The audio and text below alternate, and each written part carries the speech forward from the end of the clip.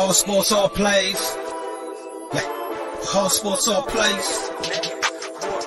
All sports, all plays. 365, we making a place. You talking the game, get you through the days. We're high in the court, the dime in the lane. Variety, topics, living the same. All presentation, sports information. In the airways, taking the nation. All sport, all plays, like working your faces. Grace at the field, so tie the laces.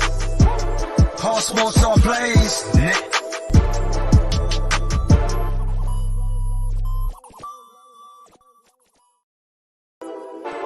All sports, all plays. All sports, all plays. All sports, all plays.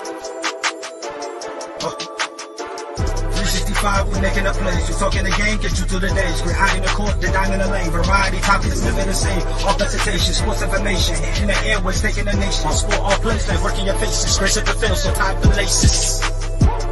All sports, all plays. All sports, all plays. Network. We on top of our game.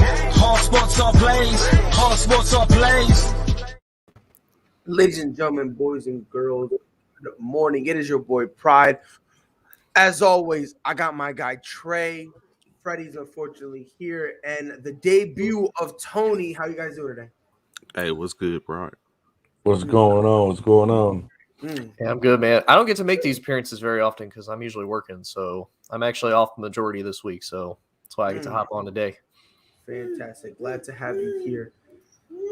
Let's just get into it. The Rams at this point, they're just blessed, right? Like, this is the second most egregious pass interference call I think I've ever seen missed in my entire life. Trey, I think you saw the game. What is it with these officials and not calling some of these egregious plays? And it's been like all year this year, where it's always that holding where you see the jersey being pulled or you see someone literally get chokeslammed. Trey, the officials, what's going on? You know what? I think what goes around comes around. And what happened in Seattle is what Seattle did to the 49ers a couple of weeks ago. So I hold no remorse for them. The officials are doing a great job. You're so petty. Yeah, this man is so petty. But Freddie, when Trey said what goes around comes around, I saw you nod your head. I'm assuming you're kind of in Trey's boat where you don't feel bad for Seattle because Well, no, I'm in the belief, man. You never put the game in the hands of the ref. First of all, and number two, refs make mistakes just like anybody else do. I really believe that when you're talking about sports. It's an unfortunate moment. But it is what it is. Yoel's out there on Twitch. Shout out to Yoel. Shout out to Dustin. Man, let's get it. I mean, I understand what y'all saying. I really do. In terms of the refs are human. But and Tony, if I'm wrong, please, let me know. I'm not gonna give an excuse when you are literally witnessing a murder. If you're witnessing a murder, and if you're an official and you know nothing about it, that's not a mistake. That's just pure neglect. Tony, am I bugging?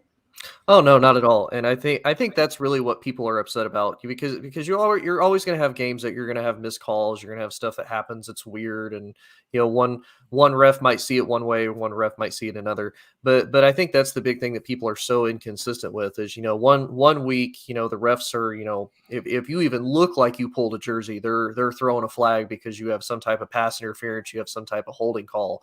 But then you could see somebody, all but like on top of the dude, and the refs are like, we didn't see anything. It was clear there was nothing. So I think that's the big thing is because I agree. Refs are human. They're, they make mistakes, but at the same time too, while I get it, being a referee is not their full-time job. That's still their job. Like that's the only thing you really have to worry about is that. And that's why you have, I think 6 to 7 officials on that field. As far as like your back judge, your line judge, your umpire, your actual, your head referee, you have all of these coaches in place to, be able to spot everything. And that's why they're supposed to come together and deliberate. But I agree with what Freddie said at the same time, too. You should never put yourself into the position where one call can potentially make or break your game. Like, that's a failure on the team as far as executing. You can't blame the refs for not being not being where you're supposed to be.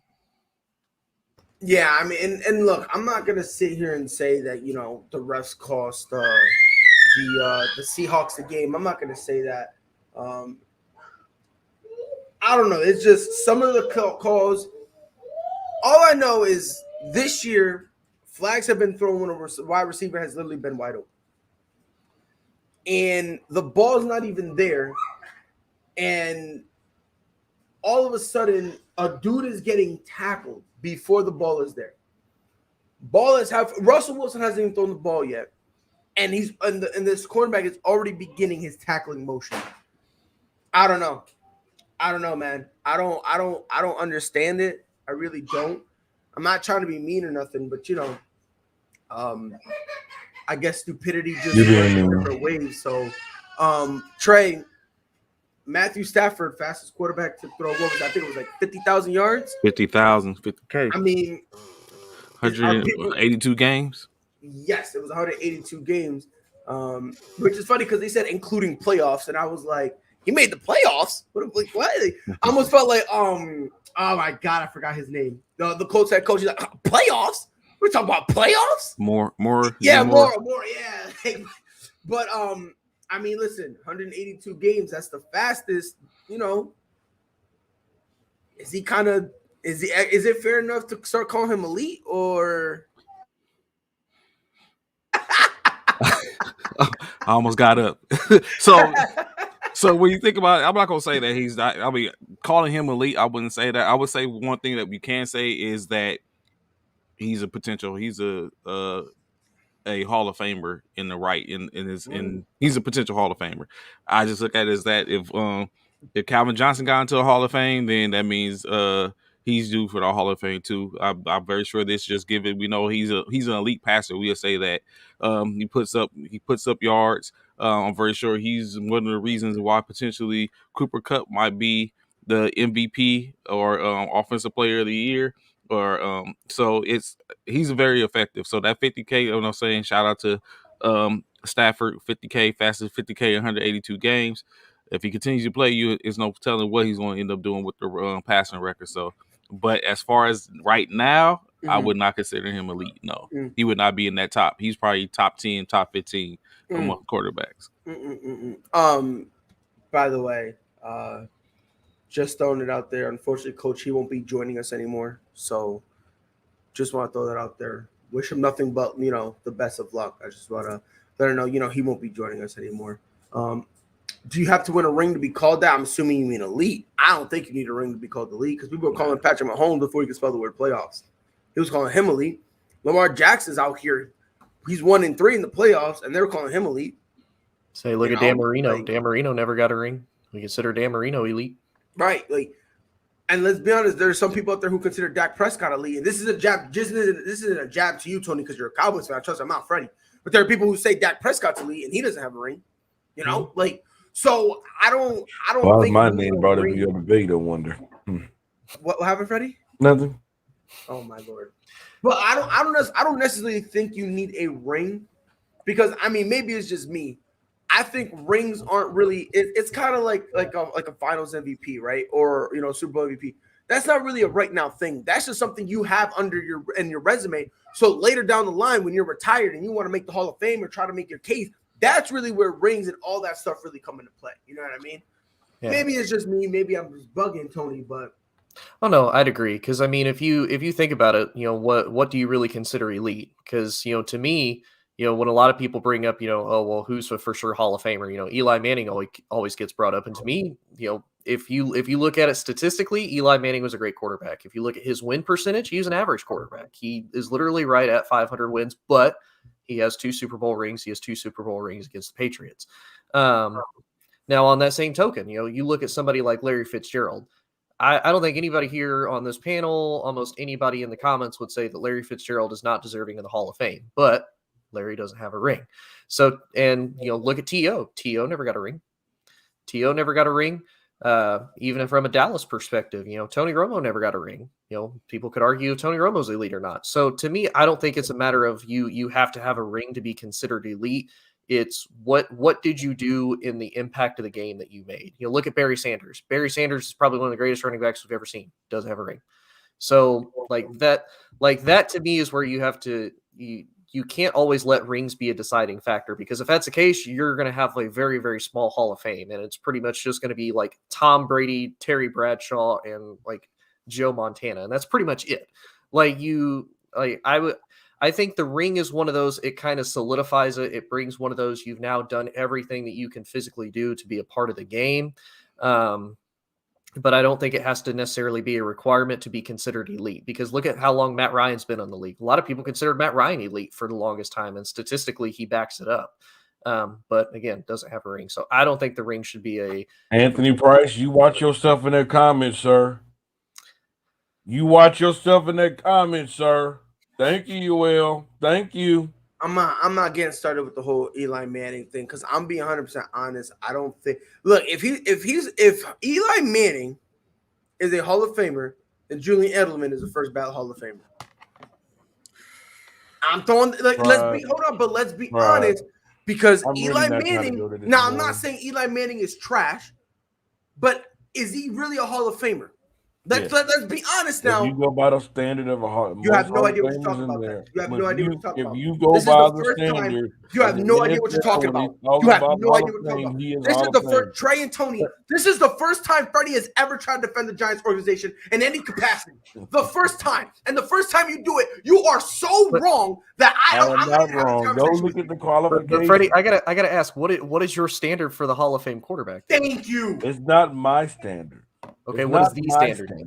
It's what the Hall of Fame standards is. We've seen guys that goes to win a championship, won a championship, get in. That's all I'm saying. But we going off what past guys that got in. Eli Manning has what it takes to get in there. We've seen him have big moments in the playoffs. We've seen him win 2 championships. We've seen this guy be an Iron Man in the NFL. So he has. So much for Iron Man, he got benched. Well, not because of him, because he had a boneheaded coach in New York at the time. Let's be honest. Horrible. Huh? When he got benched, he was horrible. But Geno Smith was no better.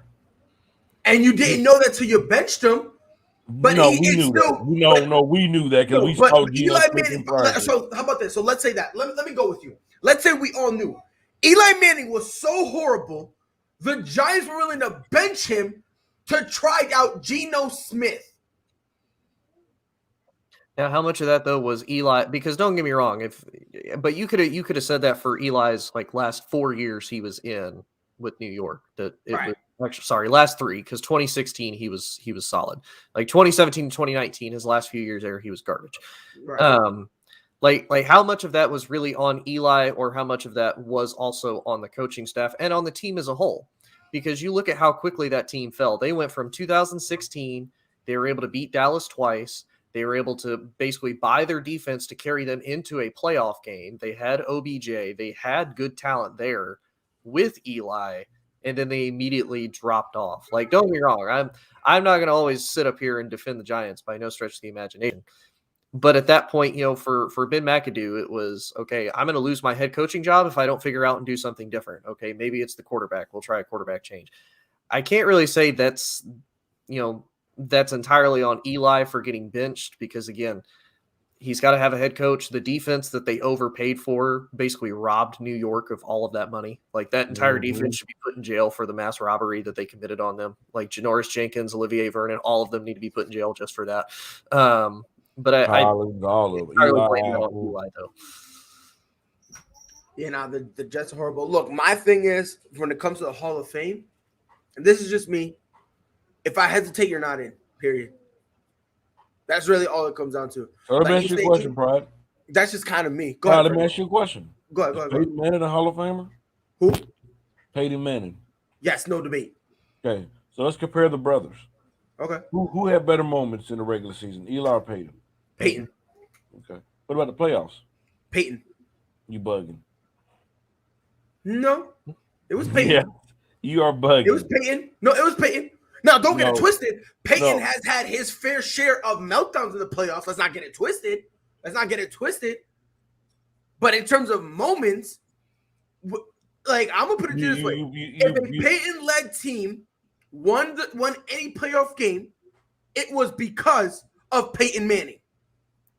And I am not a Peyton Manning fan. I hate Peyton Manning because he's the greatest threat to Tom Brady. So I hate him. I do. But I'm admitting, if the Colts had success, why? It was because of Peyton Manning. The one exception for that, it was his final year in Denver when the dude was throwing balls shorter than short. So coming out of wild card, taking that wild card team on this Super Bowl run and winning the Super Bowl against Tom Brady. Not that impressive. That's not impressive. Oh no, it is. But you got to think about impressive. it though. Hold on. It's not impressive. It's impressive, but I'm not going to say that's more impressive. Hold on. I'm not going to say it's more impressive than a team who handled their business in the regular season and also in the playoffs. I'm not going to go that. I'm not just because you're a wild card team and you go on a run doesn't necessarily mean that's the whole thing. The Tampa Bay last year was a wild card team and went on a run. Are we going to say that was uber impressive? And it was impressive for Tom Brady to do that. Oh, and it was, but you have to think of it too. So how much of it, just the same as last year with Tom Brady, how much of it was the quarterback just being phenomenal as far as New York had a great defense. How much of it was I the rest agree of with you on that. They had a great defense. I agree with you on that, Tony. Because that's my thing. That's why I discredit Eli because I give it to Peyton more than I discredit Eli. Because Peyton a lot of times he would actually have to be the reason why the team would be put in that position. Eli was beneficial because they had a very strong run game. They would pound you with either Brandon Jacobs or Ahmad Bradshaw, and they had a very solid defense to go along with it. Eli did have to make some plays, which when he made them, he was solid. I won't take that away from him. But it was more of Eli just had to make those plays, and he did more than it was him just playing phenomenal. Tony, like Peyton would carve up a defense. But Tony, we've seen teams with great defenses, but on the offense they can't do nothing. We seen that a few years ago with the Jacksonville Jaguar when they had that great defense. Mm-hmm. What held that team back? Their offense. So even though those Giants had those great defense, that's what they still had to produce on the offensive side. And where does that start with? Yes, you might have a running game, but that starts with your quarterback being able to make the right plays and not going out there and losing you games. And Eli did that twice on 2 Super Bowl runs to help them win Super Bowls, and Pride don't want to give credit for. I mean, I understand that. And you're an idiot because I'm giving him credit, but that doesn't make him a Hall of Famer. Doesn't make him a Hall of Famer. Tom Trey. That doesn't make him a Hall of Famer. Why y'all didn't tell me to stop? I'd have figured why Pride is on this run and he had his stand. I'm done debating. Oh, because you're a Patriots fan. Come on. Do better. Thomas Edward Patrick Senior Joe, whatever the hell his name. Do better. What's his name, Pride? Do better. What's his name? You need to do better. Edward Patrick Brady Jr. You're embarrassing yourself. Okay, I see why. I'm sorry.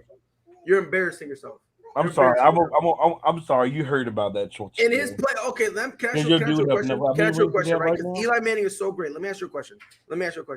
How many times in his playoff career has this man went through an entirety of a playoffs throwing at least 62% or better? That don't mean nothing at all. So being efficient with your passes mean nothing? Hey, he's efficient enough to win 2 Super Bowls. You're done. He was efficient enough to win 2 Super Bowls. No, I'm not wasting my time with you. He was efficient enough to win 2 Super Bowls, period.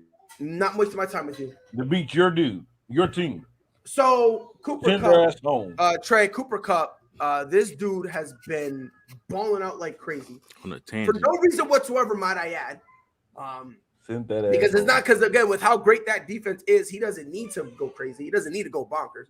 But he has. Trey, at some point, him and also Jonathan Taylor, but we're not really going to talk about him. Let's focus on Cooper Kupp. He has to be somewhat of a threat, regardless of position, because of the numbers he's putting up. He's got to be at the bare minimum in the MVP conversation, right? Yes, I believe so. Why isn't he?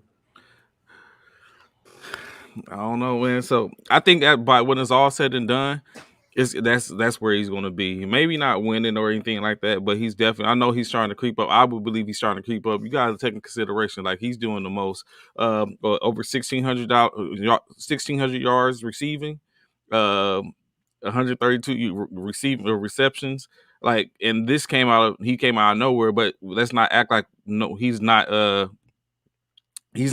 used to this type of thing. He was college's FCS's top receiver when before he left. So he's very comfortable in this zone. I'm for sure. It might have been a situation in which now, I mean, we got Stafford. We all know Stafford made Calvin Johnson the Hall of Fame receiver. Not saying that's where Kupp is going, but you can basically say that's where, I mean, that's what he needed most likely. He's been in for 4 years, going on 5 years. Not a shot at golf, but he has Stafford now, and he has a better quarterback, get him the ball in better situations, and they clicking on all cylinders. That chemistry is there, and this is basically a clear display of what they can do. And when you said that thing about Jared Goff, and again, I'm an adamant Jared Goff defender. I am, but I don't think what you said was a shot at him, because as much as I like Jared Goff, Matthew Stafford is better. You know what I mean? Like, so, Tony, with how Cooper Kupp's been playing, is it fair to say that right now Cooper Kupp is a top 5 wide receiver in the league? You muted, Tony. You're muted, Tony. Oh yeah, I would say so for sure, easily. But I think to kind of answer your question, though, like Anthony said, 90% of the MVPs are quarterbacks. Like like that's a quarterback award. Like with the exception of 2012 with Adrian Peterson, it almost 9 times out of 10 that's always going to be a quarterback favorite award. It's always going to probably be Tom Brady. It's always going to probably be Aaron Rodgers, Patrick Mahomes, it is this year. Mark Jackson. Huh? Like it is this year. No, it's not. Stop. No, we're not getting into this Aaron Rodgers thing. Stop it. No, we're not talking about garbage right now. Anyway. Garbage? Yo, Tony with that low-key dig. Anyway. No, Cooper Kupp is one of those. I would say he's a top 5 wide receiver just because of the impact he's been able to make on the field. Statistically, he's been fantastic, and he's always been there for Matt Stafford. Like, he's been healthy all this year. He's been in every single game. He's been competitive, and he puts up the numbers to go along with it, especially in the fact of, if you think about it, looking at the Rams, who has really been their number 1 receiver all this entire year. You have Cooper Kupp, you had Robert Woods, you finally got Odell Beckham Jr., you had Van Jefferson, and out of all of those 4, Cooper has been the only one that has consistently been there. And I feel like he kind of gets disrespected because I feel like they cover him, but they don't give him the double coverage like they would give like Odell. They don't give him the double coverage like they give Devontae or any of these, or Mike Evans or any of these other big wide receivers. So I would easily say he's top 5. I wouldn't put him at number 1, but I would put him at top 5 for sure. Yeah, I mean, it's kind of an interesting point you said that why he doesn't get respected. I mean, listen, he just literally came out of, well, I don't want to say came out of nowhere, but in terms of like this, the wild stats, he has taken a massive step forward. So I just think that most of the guys in the league, if we're going to be honest, they just think, oh yeah, he's a one-hit wonder. They probably assume that he's just going to have this 1 year and then he's going to go back to being okay. So we'll see how that happens. Freddie, as of now, Cooper Kupp has 122 receptions, and he's at 1,625 yards. The next, I'm trying to pull up the Rams schedule real quick because the $1 million question I have for you: do you think he could potentially get 2,000 yards receiving? So they have 3 games left. At Minnesota, at Baltimore, and then they wrap up the season hosting the 49ers. Do you think Cooper Kupp can get 2,000 yards? Where is that right now? How many yards you got? He's at 1,625. Yeah, that's easy, man. He'll probably get it in 2 games. I mean, he probably get it in 2 games. I mean, if not the third one. I mean, I think just because the MVP conversation. He knows that he's having a phenomenal year. He'll go to Stafford and say, "Hey man, hey, look for me a little bit more. Hey, try to get me involved a little bit more. Hey, let's have a big night tonight. I think it'll be that type of situation.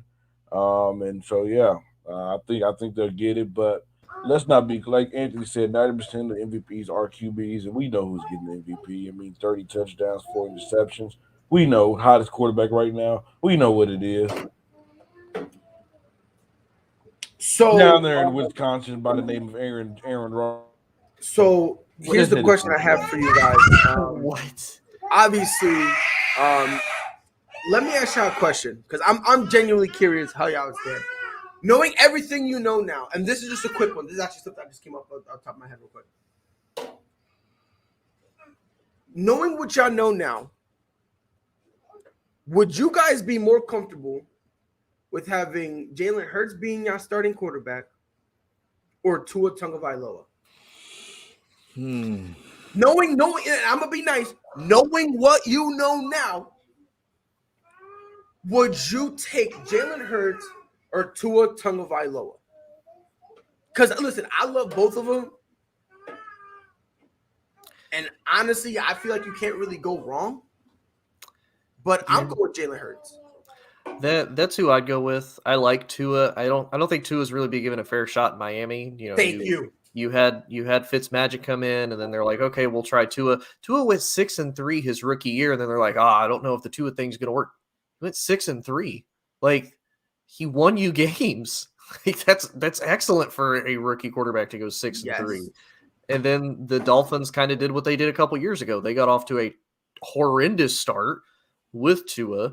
They bench him, and then he comes back and he wins them more games, and now they're on this win streak and potentially could go into the playoffs. I would say I would go with Hurts because I think Tua is still a little bit afraid as far as that hip injury goes, as far as being a mobile quarterback, where Jalen doesn't have that history, and Jalen's not afraid of doing that. And so Jalen kind of gives you a little bit more of that dual threat possibility, whereas Tua's going to be a little bit more of your just traditional pocket passer, and he's not going to run unless he has to. But I would say Jalen. Trey, you agree? No, actually, I would take Tua.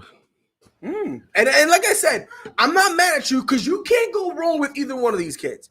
So you really can't go wrong. So the reason I would take Tua is because it's a little past X's and O's. So I think Tua is a quarterback that has some grit and grind to him. So some of his biggest moments have been him coming back and fighting back from adversity. You gotta think he replaced Jalen Hurts in their national championship game in order to get them the national championship.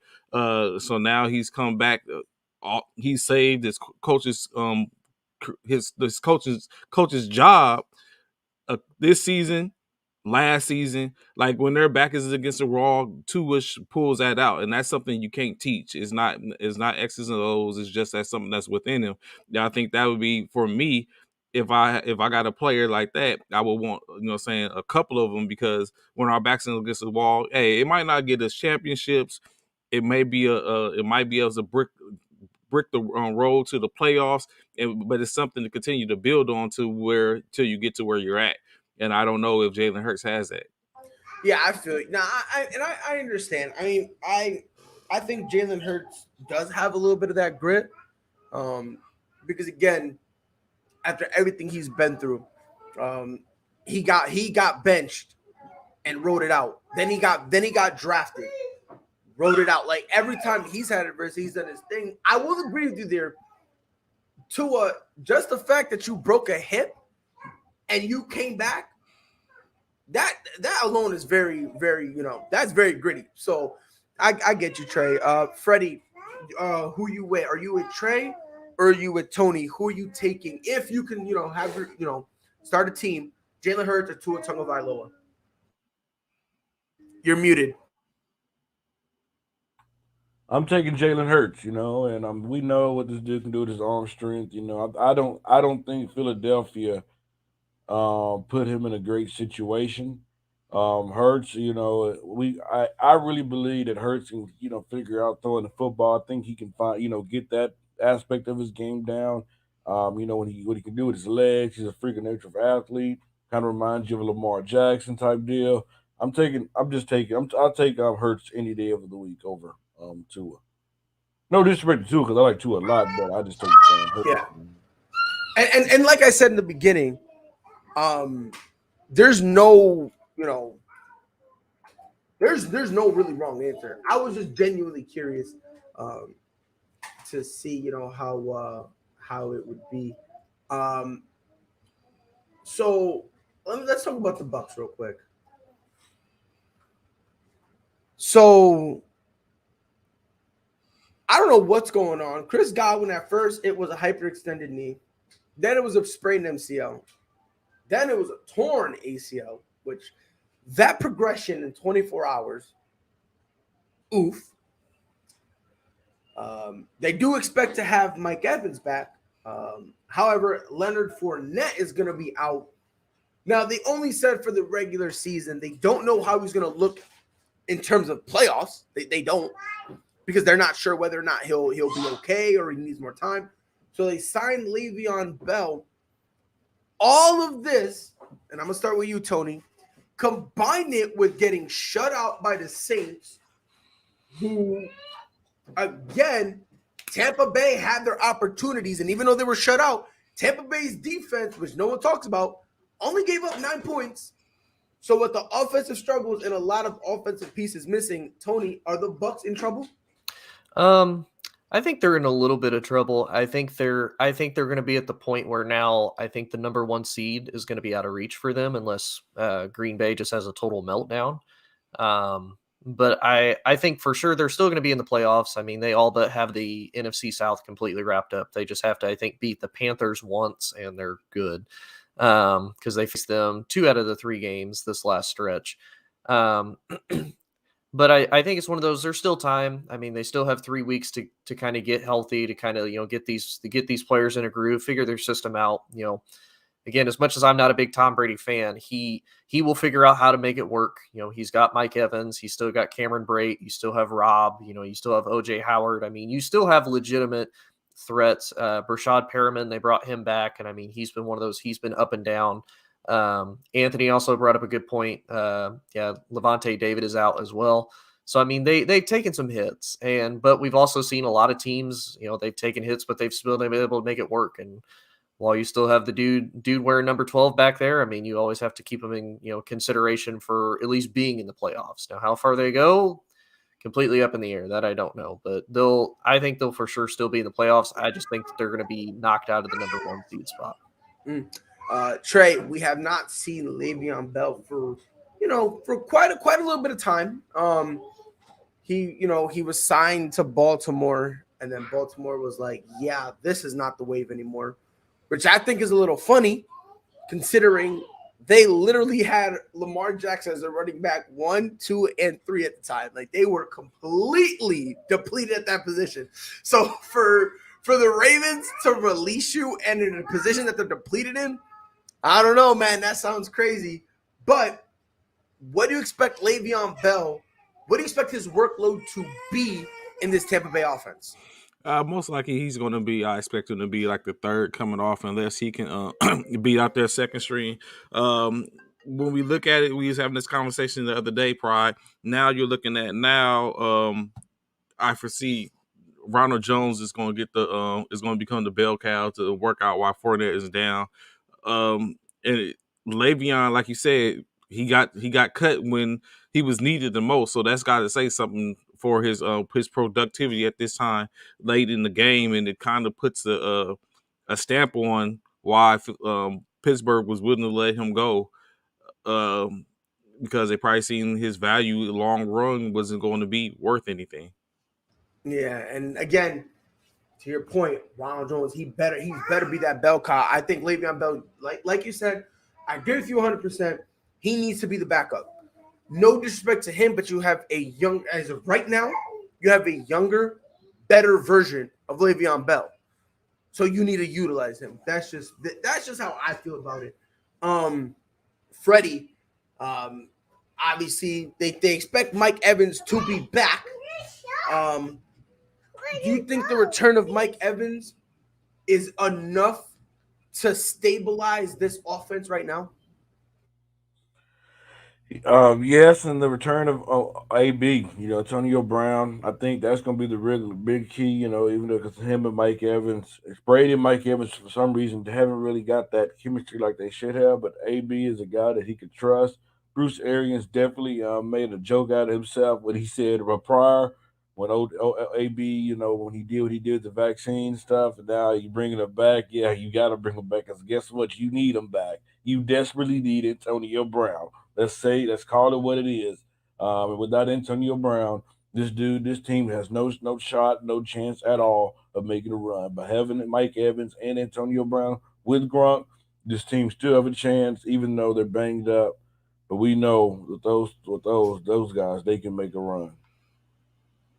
It's kind of funny you said that because it was funny because the Tampa Bay organization was not only considering, they were actually having internal conversations on what to do with Antonio Brown. And it's kind of funny because if this collapse had happened next week or this upcoming week, AB will probably have been released. He probably would have been cut, if we're going to be honest. But the fact that all this stuff happened now, let me ask you a question pertaining to that. Tony, let me start with you. What does this say about Tampa that they're willing to bring in AB again? Just seems like everywhere he goes, unfortunately, something's following him. What does it say for Tampa for them to do a 180 so fast and let AB play? Well, I think you have to look at it just situationally. I think if they were in a better position as far as, Mike Evans, Chris Godwin, everything like that, I think it might go a little bit differently.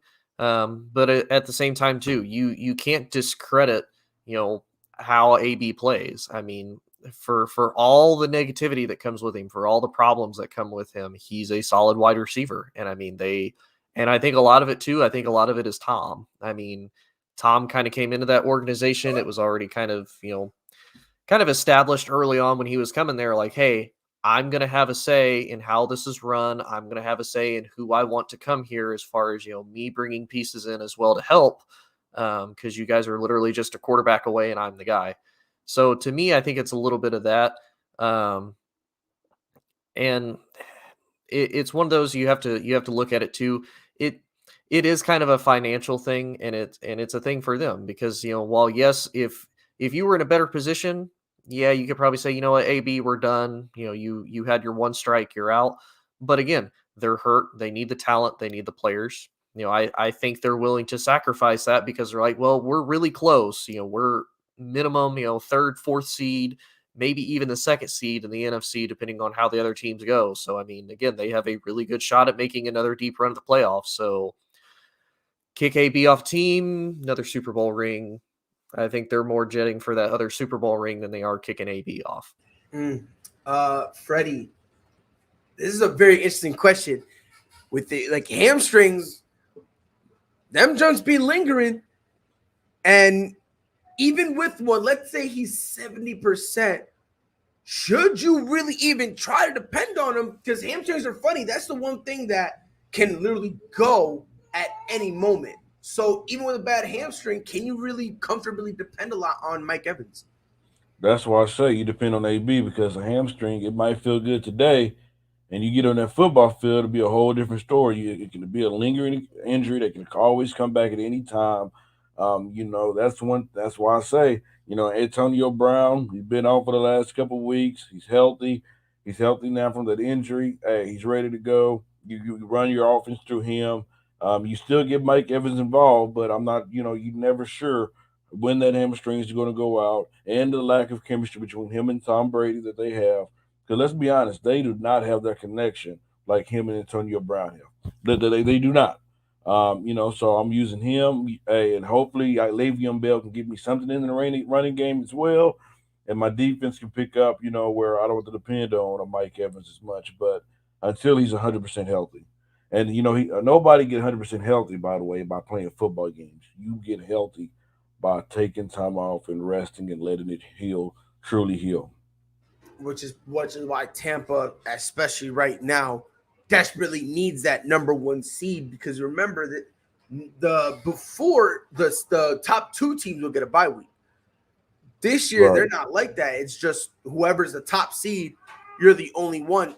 Trey, if you're running the organization, do you play Evans this week?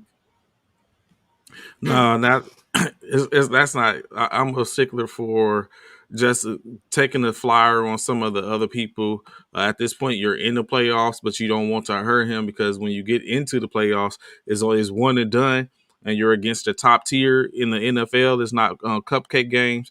I think it would be more effective to leave Evans shelved until until when it counts the most, and that's in the playoffs as they're making their run.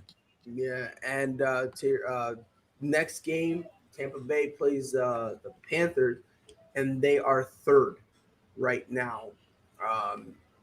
They're 3rd. Arizona Cardinals are 4th, and the LA Rams are 5th. All of them are tied, and the Cowboys are 2nd. So number 2 to 5, they're all tied. They're all 10-4. So it's going to be very interesting to see where the Buccaneers and Bruce Arians go from here. Another team, another Super Bowl contending team that's been going through it real bad, the Kansas City Chiefs. It's every single time, swear to God, every single time I look up, it's another player on the COVID list. I think at this point they're up to double digits. Most recently, they added Tyreek Hill. Their kicker, Harrison Bucker, he's on it. Charvarius Ward, one of their quarters, he's on it. Obviously, Travis Kelce. If Hill and Kelce are not cleared, right? Because those are 2 of the biggest names. They're not cleared. This is going to be the top 4 receivers for Patrick Mahomes. This is going to be hilarious. McCole Hardman, Byron Pringle, Demarcus Robinson, and Josh Gordon, who is also on the COVID list, and they're hoping, because he's reportedly asymptomatic, they're hoping he can return 2 negatives in 24 hours. Okay? So one of the key guys that, if Hill and Kelce aren't cleared, one of the key guys also is on it, and they're crossing their fingers hoping that that he ends up getting cleared. Dustin, are the Chiefs, same thing with the Bucs, are the Chiefs in trouble? I honestly don't think the Chiefs are going to play this weekend, to tell you the truth, because the NFL is all about money. Patrick Mahomes, Travis Kelce, Tyreek Hill make that offense tick, and that is where the money is. If you take away 66% of that offense, you know the kind of offensive production you're going to get, and you know the kind of game they're going to put up. Do you think the NFL is going to want that team on national TV without their big stars bringing in the money? I don't see it, which is why I think they might get moved to Monday or Tuesday, kind of like a similar situation like we had this weekend. And no, I don't think it's over, because I mean everybody's going through Freddie. this. So on a technicality, you can test them as many times as you want, but you need 2 negatives. So let's say at 9 o'clock they test you and you're positive, they wait till the next day. And again, when they do this, there's only like a 2-day time frame. So after the 2 days, so let's say you're not positive, or if you're positive again within those 2 days, or you don't take the test for 2 days, you go into quarantine and you're on the COVID list, like officially, and you're out. So on a technicality, you can test them as much as you want, but they're kind of like, we're only testing you 2 times, because if we test you 101 times, it looks like we're desperate. And on top of that COVID test ain't fun. So, but yeah, on a technicality, but they're only really going to do it twice. Freddie, go ahead. What were you saying? No, I don't think this ends them, because it's not injury. This is COVID. I mean, they're still going to be a playoff team. You know, they'll come back from it, you know. But Darren Smith made a great point. He said if he was the Chiefs, one thing he'll do, wherever they're playing, bring out a hotel by himself for the whole team. Make sure, you know, these players are safe, where they not get infected by COVID when it comes to the playoffs. That's when, you know, that's when they most valuably need them. So yeah. And that is a great point. Tony, listen, they're playing the Pittsburgh Steelers. Scary team, by the way. Yeah, Pittsburgh. They're got me shivering in my boots. So they're playing Pittsburgh. I get what Dustin is saying in terms of, because let's be honest, the Chiefs are going to carry that game, right? In terms of viewership, right? Because no one's watching it for Pittsburgh. Let's be honest, right? If we're allowed to have this conversation, no one's watching any games for Pittsburgh. Let's be honest, unless you're a fan. That's really the only time you're doing it. If you're a fan, right? And there's a lot of Steelers fans. Steeler Nation travels everywhere. Which is wild to me. I don't get it how you could be a fan of that franchise. I don't. Like, imagine being a franchise of the Nearly Man. Like, come on, bro. Like, that's tough, bro. That's tough. But with all these guys being out, I'm going to give you a little different question. Do you sit Patrick Mahomes? No. Because Freddie, is your name Tony? All right, my bad. I said what I'm saying. Is your name Freddie? Is your name Freddie, right? Okay, said. I didn't say Tony. I said Tony, so mind your business. But no, I mean, you really can't afford to, because I mean, think about it. You're still vying for that number one seed in the AFC right now. Like the NFC, you pretty much have your top 4 teams that are going to be there. Like the AFC isn't completely wide open. Like we watched Cleveland the other night go from, they could have been number 1 in the AFC North, they could have been the 4th seed. Now they're the 12th. Like they dropped all the way to the bottom. So I mean, you really can't afford to take that, not especially at this stretch of the game, like in this stretch of the season now. Like you have to, every game matters. You have to go in there and win. I will say, as much as Pittsburgh doesn't really look like a threat, they've just been one of these teams that if you shoot yourself in the foot, Pittsburgh, for whatever reason, will find a way to capitalize on it. Now, the only team they couldn't do that with, for whatever reason, was the Lions, and they both decided that they wanted to equally shoot themselves in the foot. Yeah, nobody wanted to win that game. Nobody wanted to win that game for whatever reason. But no, I mean, I think if you're Kansas City, this is really going to be your big test, and it's kind of been their big test all this year, is how do you adapt? How do you overcome every adversity that you've been hit with? Your defense started out, god awful, has been trash. You're forcing Patrick Mahomes to have to ad-lib a lot more. You're forcing him to have to make a lot of these plays to try to extend these drives. You're going to potentially be without your 2 best players. How does Andy Reid be able to look at, sit down with Patrick Mahomes and say, okay, this is who we've got. This is how we have to make it work. This is our game plan. Like, to me, Kansas City has to start him, and Kansas City has to win. Because really, this is going to determine whether or not this is going to determine how far they go in the playoffs. I'm not going to say it determines whether or not they get in. It determines how far they can go. You really think they need the number 1 seed that bad? I don't think the Chiefs need the number 1 seed that bad. I don't think so. Well, think about it, though, because if you're Kansas City, where are you usually going to probably play your best at? You're going to probably play your best at home. Mm-hmm. Like home field advantage is there for a reason. Like last year, it didn't really matter as much because there was no fans like almost anywhere. Right. Kansas City, that makes a difference though, because Kansas City is used to playing in the cold weather. Some of these teams may or may not be used to that. Like look at say Indy shocks everybody and wins the AFC South. Indy's a dome team. Like Indy doesn't really have to play in the cold a whole lot because majority of the other teams are all in the South. Houston's a dome team. Jacksonville is almost always warm, and then Tennessee, you may or may not get a little bit of cold there. So you don't want to have to deal with that. And then pretty much all the AFC North teams are also cold weather teams. And then you more than likely you're going to either have to face the Patriots or the Bills out of the East. So, and do you really want to have to go to Foxborough if they're the number 1 seed? Probably not, because that's always going to be crazy. So to me, I say yes, Kansas City has to have the number 1 seed. And even if they don't need it for home field advantage, they need it just to get healthy and to be able to game plan. Like that's what they really need it for. Trey, obviously COVID, which is real, by the way, has a lot of impact on people in terms of their stamina and their conditioning and all that stuff. Mm-hmm.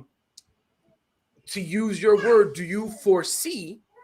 See what I did there? Because that's your word, and I'm asking you the question. I got him to laugh. Let's go. Do you foresee that Travis Kelce comes back and just takes off his usual, and more specifically, Tyreek Hill, a guy whose most of his game is speed and running and getting downfield and taking the top off of the defense. Do you believe that, do you expect them to come back and just be normal? Of course not. Not if they have COVID and they're just coming back, trying to speed back to get to the game. It takes a while for your body to recover from that, or from the effects of it. So I would be more so questioning if they'll be effective in the game. Like, we all know people tend to fight through stuff and they can will themselves possibly, but if a pressure is being applied properly, then that should be able to be a tool that Pittsburgh can use against them. So I think it was just like, in the words of Aaron Rodgers, relax. You know what I'm saying? Play the game, and we'll let the chips fall where they may. Like, at this point, yeah, they're vying for the number 1 seed. Who's to say if they was to lose this game, that is still not a possibility. But you got to take for the most part, the health of the players on the long run into consideration, as opposed to this one game. Let me ask you a question. In terms of just top to bottom, I'm going to start with you, Freddie. And this is like a round thing because I want everyone to get their thoughts on this. Like, is it me, or is this like this year the number 1 seed is like extremely important? Like, correct me if I'm wrong. I don't remember a year where the number 1 seed determined who was going to make the Super Bowl. Yes. You know why? If you look at a team like Green Bay, huh? No, I just said go ahead. Go ahead, Freddie. Say what you want to say. Yeah, because if you look at a team like Green Bay, when it's playoff time, it's going to be cold. It's going to be a blizzard going on. And if you're a team like the Rams, like the Cardinals, or like the Cowboys, and you had to go to Lambeau, that could be a problem, And we know what it's like in Lambeau during the playoffs. And so it could be an advantage for them, You definitely don't want, if you're Green Bay, you definitely don't want to play the Rams in LA. You don't want to play the Cardinals at home, even though they beat them this year at home. But they have an advantage. And if you look at the Chiefs, they are really good at home. The fan base supports them. So yes, like Tony said, the less travel is better. So that first seed is very important. Dustin, the niece or the nephew, all I can see is hair. I had to put him down. He was kicking my leg. Dustin, do you agree with Freddie? I do and I don't. I think the AFC home field is going to be crucial, just because nobody's going to want to go to New England to play the AFC Championship game, and with Kansas City having the biggest stadium in the AFC, obviously they're going to have the biggest home field advantage in terms of crowd noise, because they have the loudest stadium in sports history in terms of decibel level. So we know how those fans get when you have a big game. The NFC, I really don't think home field matters. And yes, going into Green Bay in January into February is never an easy task. But how has that worked for Green Bay lately when they've had home field in the NFC Championship game? Teams have not shied away from going into Green Bay in cold weather and knocking Aaron Rodgers off. Yes, Aaron Rodgers is good, but he's 0-5 in his last NFC Championship games, and 3 of those are at home. Dustin, you trying to test me this morning? I told my mama this morning. I said, I'm not going to show. I'm not going to talk loud. I'm not going to yell. I'm not going to get on nobody's butt, not even pride. But you really want me to go there. But I'm going to let you try it again. Try it one more time. Try it again. He's not. But Freddie, look, and this is not to me trigger you. He's got a point. Got a point where? Well, do with that information as you will. I understand here that you're a fanboy, but let's be honest. Let's not pretend like Aaron Rodgers ain't throw 2 interceptions with 0 picks and literally. And let's not act like Mac Jones is more of a damn game manager than anything. Let's not sit and act like that. Y'all want to. And who said he wasn't? Though? But who said he wasn't? Who said he wasn't? New England's a problem. He potentially ain't nobody scared to go to New England. Freddie. Apparently so. If you're saying that the number 1 seed is mad important. I said it is important. Oh, Freddie. Pull the video back up, right? I said it is important. There you go, putting words in my mouth yet again. That's what I said. Like you said always it's important. You said the number 1 seed is important, correct? That's what you said. It is. I didn't say it's not. It is. It is important. Yes. If I asked you, it is important. You said yes. I said it is, yes. Then it shouldn't be important if no one's scared to go play in Foxborough. No. There's two people on this panel that made a point that you be afraid to go to Foxborough to play New Freddie, England. I didn't say you made that point. I'm asking you that. If the number 1 seed is so important, why, if no one is scared to go to Foxborough? I'm asking you. Because if you Kansas City, you want to be at home with your fans. But it don't matter because they're gonna mollywop y'all anyway. It don't matter because they're gonna mollywop y'all no matter what. Then it doesn't matter, right? It don't matter. If you put it that way, it doesn't matter. Have a 5-minute conversation with Freddie. Look how bad he flip-flops. Look how bad he flip-flops. No, if you want to put it that way, then it don't matter because nobody's scared of New England. I'm not. I mean, yeah, because y'all not scared of New England. Y'all just scared of the playoffs. So you can have fun. You let the Cowboys come down there and y'all home and beat y'all. You let the Cowboys beat y'all. You said you let the Cowboys beat us? Yeah. Yeah, you're right. Right, we lost to the Cowboys. What's your point? What's your point? And what big game have y'all won this year? Somebody tell me that, please. Big game? Yeah, what big game y'all won this year? They beat the Chargers and the Bills both. Yes. Are we gonna really say that was a big games? One, it was. Yes. You have no idea what you're talking about. You have no idea what you're talking about. Because the Chargers. What was the win like when you played the Bills? Damn it. Let me just take him out of here. The Bills. No, I'm being serious. No, because he does this every time. Back you go. I'm not kidding. Back you go. Back.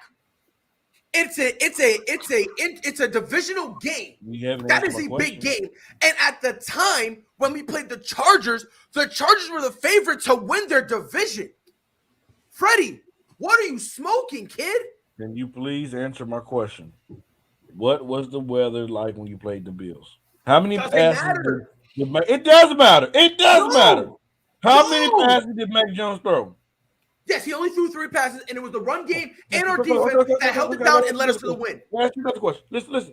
When y'all play them again? Don't y'all play them again this Sunday? This week. This week we played them again this week. So it's a different story. That game was false. Right or wrong? I don't know, Freddie, because guess what? I don't know. Because maybe if I met my fiance on a different day, I wouldn't be engaged to her with 2 kids. I don't know, Freddie. I don't know, Freddie. So, Freddie, let me ask you a question. When LeBron James had cramps when he was in Miami, he was playing against San Antonio, and they turned the heat up, do they win the game? You don't know, Fredward. Does he really get cramps still? You don't know. I mean, at the end of the day, when you're playing outdoor sport, hold on, Freddie. When you're playing an outdoor sport, weather matters. Have another chance. Weather matters. No, I don't want to hear it. Don't want to hear it. When you're playing an outdoor sport, weather matters. Know this Sunday.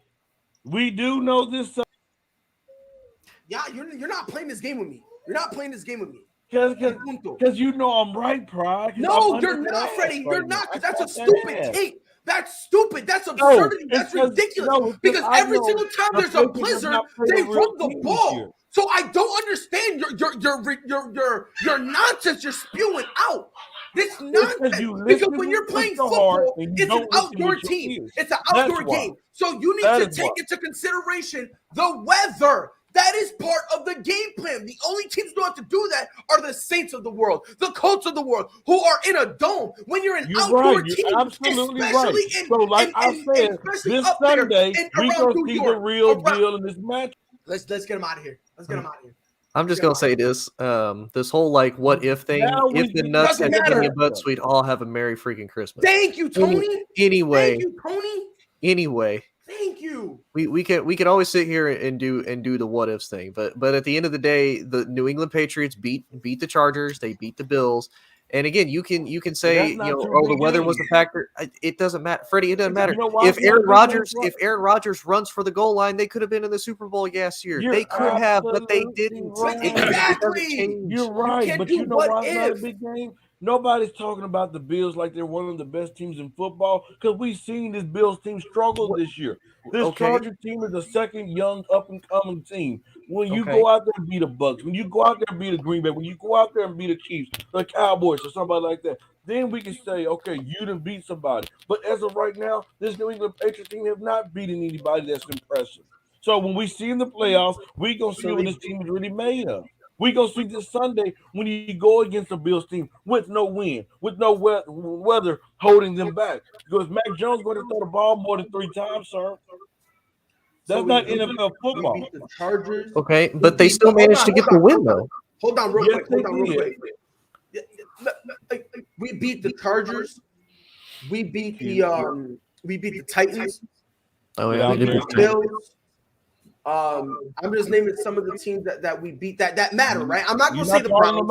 You're not calling them out. At the time, the Browns they weren't that really. They Call weren't them out playoff 'cause you teams, can't sure, find but I'm not them. going to take them. I'm not going to put them there. You know what I mean? Obviously, we beat the Jets, but again, Jets not a playoff team. Same thing with the Panthers, not a playoff team. So I'm not going to put that up there. So there's the Chargers. You have not played nobody. My point exactly. You proved my point. So the Chargers are nobody. The Chargers is a young up and coming. You don't know what you're talking about. That's all it comes down to. I At the do time know we what played the the hell I'm Chargers. talking about. Hold They on. are At the second time we year played team the with a second-year Chargers. At the quarterback time we that's played not the going to Chargers. make an impressive run. I don't care. I don't care. I'm not dealing. All I want to say is this. Back up. Go ahead, Tony. Aaron Rodgers is 5-3 at home in the playoffs, and he's 7-3 on the road in the playoffs. He plays better on the road in the postseason than he does at home. Hold on, Dustin. And it's because he's more comfortable on the road. And that's what I've been telling people. If you Aaron look at Rodgers the is teams in the comfortable on the NFC, road. if you look at the teams in the NFC this year, Dallas, an indoor team, Arizona, an indoor team, Los Angeles is going to have nice weather if they win the division. And if San Francisco somehow steals the division, which they technically have a shot, but it's not going to happen, California's got nice weather, and then Tampa Bay has nice weather. All of these road places that Aaron Rodgers would have to go, it's nice weather.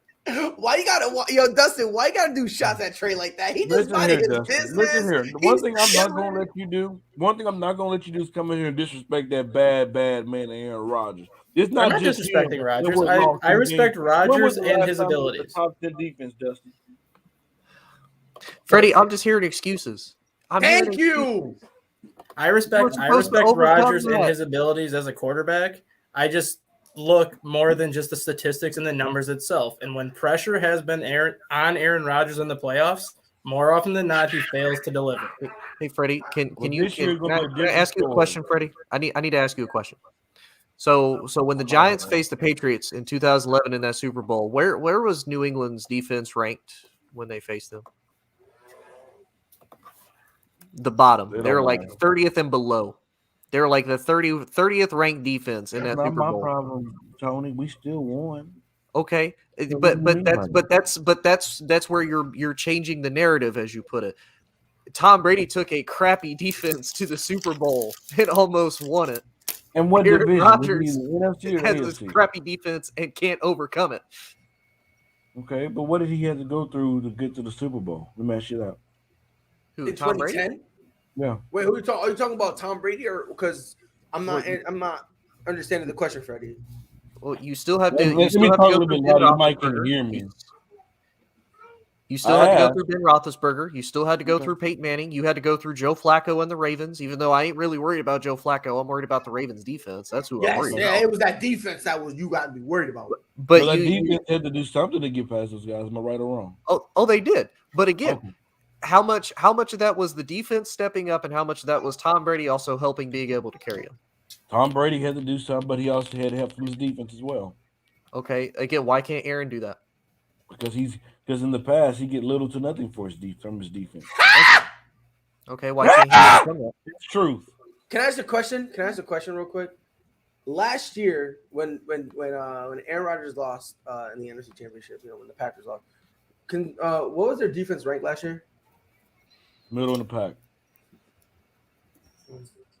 So his defense did something, right? Oh, still couldn't do it, right? Better than what he's had. Better than what he's had. And let's, I blame that loss. I do blame that loss on Aaron Rodgers, but I also blame it on Matt LaFleur as well. Aaron Rodgers should have ran the ball. I agree with you, but also Matt LaFleur should have never gave the ball back to the Tampa Bay Buccaneers offense to let Tom Brady have another chance to go down and win the game. It should have been fourth down territory. But I don't think we have time to continue this conversation. Let's carry the hell on, like Big Kendrick Perkins said. And Dustin, that's how you educate folks on this show. Just like. But the thing is, there's no education, bro. I'm just throwing that out there. You say, Freddie, I still learned more in a public school, but I mean, that's what I'm saying, dog. and I went to public school honest, for bro, 18 years. Hey, definitely Trey down there. They sitting like this. Man, I done learned a lot today. Trey, is that true? Appreciative. Because they appreciative. You guys are just spoiled and ungrateful. I'm here so I don't get fined. Yes, sir, Marshawn. Yes, sir, Marshawn. But before we move on, a quick on how the playoffs are looking now. The AFC, the Chiefs are 1, Patriots are 2, Titans are 3, Bengals are 4, Colts are 5, Chargers are 6, and Bills are 7. With the Ravens on the outside at 8 and 6, which potentially they could, still get in. And in terms of the NFC, Packers at 1, which they clinched. Dallas at 2, Tampa Bay at 3, Cardinals at 4, Rams at 5, Niners at 6, Vikings at 7, with the embarrassment that is the New York Giants all the way at 14th at 4 and 10. Oh, my bad. Sorry. How immature of me. I'm sorry, Trey. You obviously have not watched any shows. I'll talk about my Giants because I love Daniel Jones, and Tony can be my witness here. Tony, is this true? I just need to fact check this. Oh no, don't get me wrong. I have seen Freddie come on and defend the Giants. Now, to discredit Freddie a little bit, it's been a long few weeks since I've heard him come up here and defend them. It's been a long few weeks. The Giants are not worth me talking about right now, sir. But I will say I have witnessed Freddie come on and hype up his Giants and talk about Daniel Jones. It's been a long time, but I've seen it. It has happened. And it's happened this year even. I'll give him that. Hey, I'm gonna tell you, man, I'm giving the Lakers 30 more games to see what they're gonna do. Then I might be out hyping that up. Wait, didn't you say the games don't matter till Christmas? We got 3 days till Christmas, Freddie. What happened? You're right. Y'all 500. What happened? That's why I say I'm giving them 30 more games. 30. Oh my God. But speaking of the NBA, yesterday Knicks beat the Pistons. I thought we were talking about the top 5 teams in the NFL. Trey, didn't you put that as a topic for the NFL today? Oh, my bad. I didn't see it. Yeah. I didn't see. Oh, hold on. Oh, again, no, it was the next message. That's fine. Yeah, Trey, he saw it. He just didn't want to see it. No, it was the next message. It was the next message. So I didn't see it. But okay. Top 5. Is my way to you, my brother. Much love to you. Are you done, Freddie? Are you? I'm the host. I gotta keep it rolling. So you can't ask me if I'm done because I'm not yet. So I'm asking. You done, Freddie? All right, make sure. Thank you. And no, you're not allowed to say carry on now. You're not allowed to. Nope, we already got a Kendrick Perkins here. We already got one. I need from this art from now on. You have to say carry on with every sentence. I don't care what anyone says. He 100%. He's got to start saying carry on with every sentence, bro. But Freddie, since you obviously have a lot to say, I'm gonna start with you. Your top 5 NFL teams. Let me hear it. Number 1, y'all already know where I'm going. I'm going with the baddest man on the land, the baddest quarterback, and with the plan. Down there in Lambeau Field, the better name of Aaron Rodgers, and he's a bad man. This Green Bay Packers team, one of the hottest teams in the NFL, with the hottest quarterback in the NFL, with 30 touchdowns and 4 interceptions, a.k.a. Dustin. My bad. So I got to go with the Green Bay Packers. This team has been hot. They did start the season off bad down there in New Orleans. But ever since then, they've been rolling. Even though they came when Rodgers went down with the COVID. The Chiefs, they lost that game. They did lose to a Vikings team, but ever since then, they have been rolling. So I got the Green Bay number 1. Number 2, I had the Kansas City Chiefs number 2. And the reason why is because, man, you talking about the hottest team, you got to say they are right behind Green Bay, won 7 straight. This is a team that people was panicking, saying that it is over. They saying, we even had Nate the Great come on here and say, they can't even beat the playoffs. Stop it. I mean, hey, now they're looking like a team that is about to make a run. So I'm going with the Kansas City Chiefs number 2. Number 3, I'm going with I'm still going with Tampa Bay. We know even though Tampa Bay got mollywopped on list past Sunday, even though they did something that to Tom Brady that's only happened 3 times, they shut him out the 3rd time in his career. We still believe in Tom Brady. We still know what that offense can do with we have Mike Evans, Gronk, and AB. We still know what this team is capable of doing. So you still got to give them the love. Number 4, I'm gonna go with New England. I'm gonna go with New England, even though got a young quarterback in Mac Jones. You still got Bill Belichick as that coach. You still got that defense. They still been rolling, even though they lost Saturday. But we still got to roll with them. And number 5, I'm gonna switch it. I'm putting the Patriots number 5. Put number 4. I'm gonna go down there in Texas to them Cowboys, down there to Jerry World, down to even though they've been struggling on offense, but we know. But one thing they've been doing different as late this year. They've been playing great defense. Michael Parsons is a factor to that defense. You still have Marcus Lawrence down there. You have Diggs down there. You have Gregory down there in that line. They'll be a dangerous team when it comes to defensively. I do believe Kellen Moore will get that offense up and rolling. Get Dak Prescott back in action. Get him back to playing like how he started the season. That's my top 5. So I have Green Bay. I have the Chiefs. I have Tampa Bay Buccaneers, the Cowboys, and the Patriots. All right. Interesting. Tony, obviously Dallas is going to be number 1. So let me know why everyone else sucks and who's your 2 through 5. Actually, no, Pride. I try to be a very realistic Cowboys fan. I'm not going to sit here and say they're number 1 by no stretch of the imagination. I don't even really want to sit here and say Green Bay's number 1, but unfortunately, right now they are. God, that hurts to say. I'm mad. I forgot the Rams, bro. Huh? I'm mad. I forgot the Rams. Yeah, I would honestly, I would probably switch out. I would put the Rams probably at about, I would say 2, because I do think the Rams now have finally kind of figured it back out. They're starting to get back in a rhythm again. They beat the Cardinals. They took care of business with the Hawks, everything like that. 3, I would probably put Tampa Bay, just because it is Tampa, it is Tom Brady. 4, I'm going to go with Dallas, because same thing. Defensively, they've been carried quite a bit by their defense. Offensively, if they can get it clicked together like how they were when they were 6-1, I think this team will be dangerous. My 5th one is probably going to shock a lot of people. The hottest team to me right now going into the playoffs is the Indianapolis Colts. Oh, you thief! You thief! I hate you with a passion. Hey, I'm from Indianapolis. Like I gotta kind of root for the home team a little bit, because you think about it. They all throughout the season, even though they started off the season rough, they took the Baltimore Ravens down to the wire. They took the Rams down to the wire. They took the Seahawks early in the season down to the wire. The Buccaneers, they demolished the Patriots with Carson Wentz only completing 5 passes out of 12 attempts. The Colts are an extremely hot team. They lead the league in takeaways, right up there with Dallas as well. To me, I could very easily see the Colts upsetting the Titans and winning the division. Because especially with the way that Tannehill has become more of a game manager, he doesn't have Derrick Henry, and he's been garbage without him. I wouldn't necessarily say garbage. I mean, I'll say disappointing.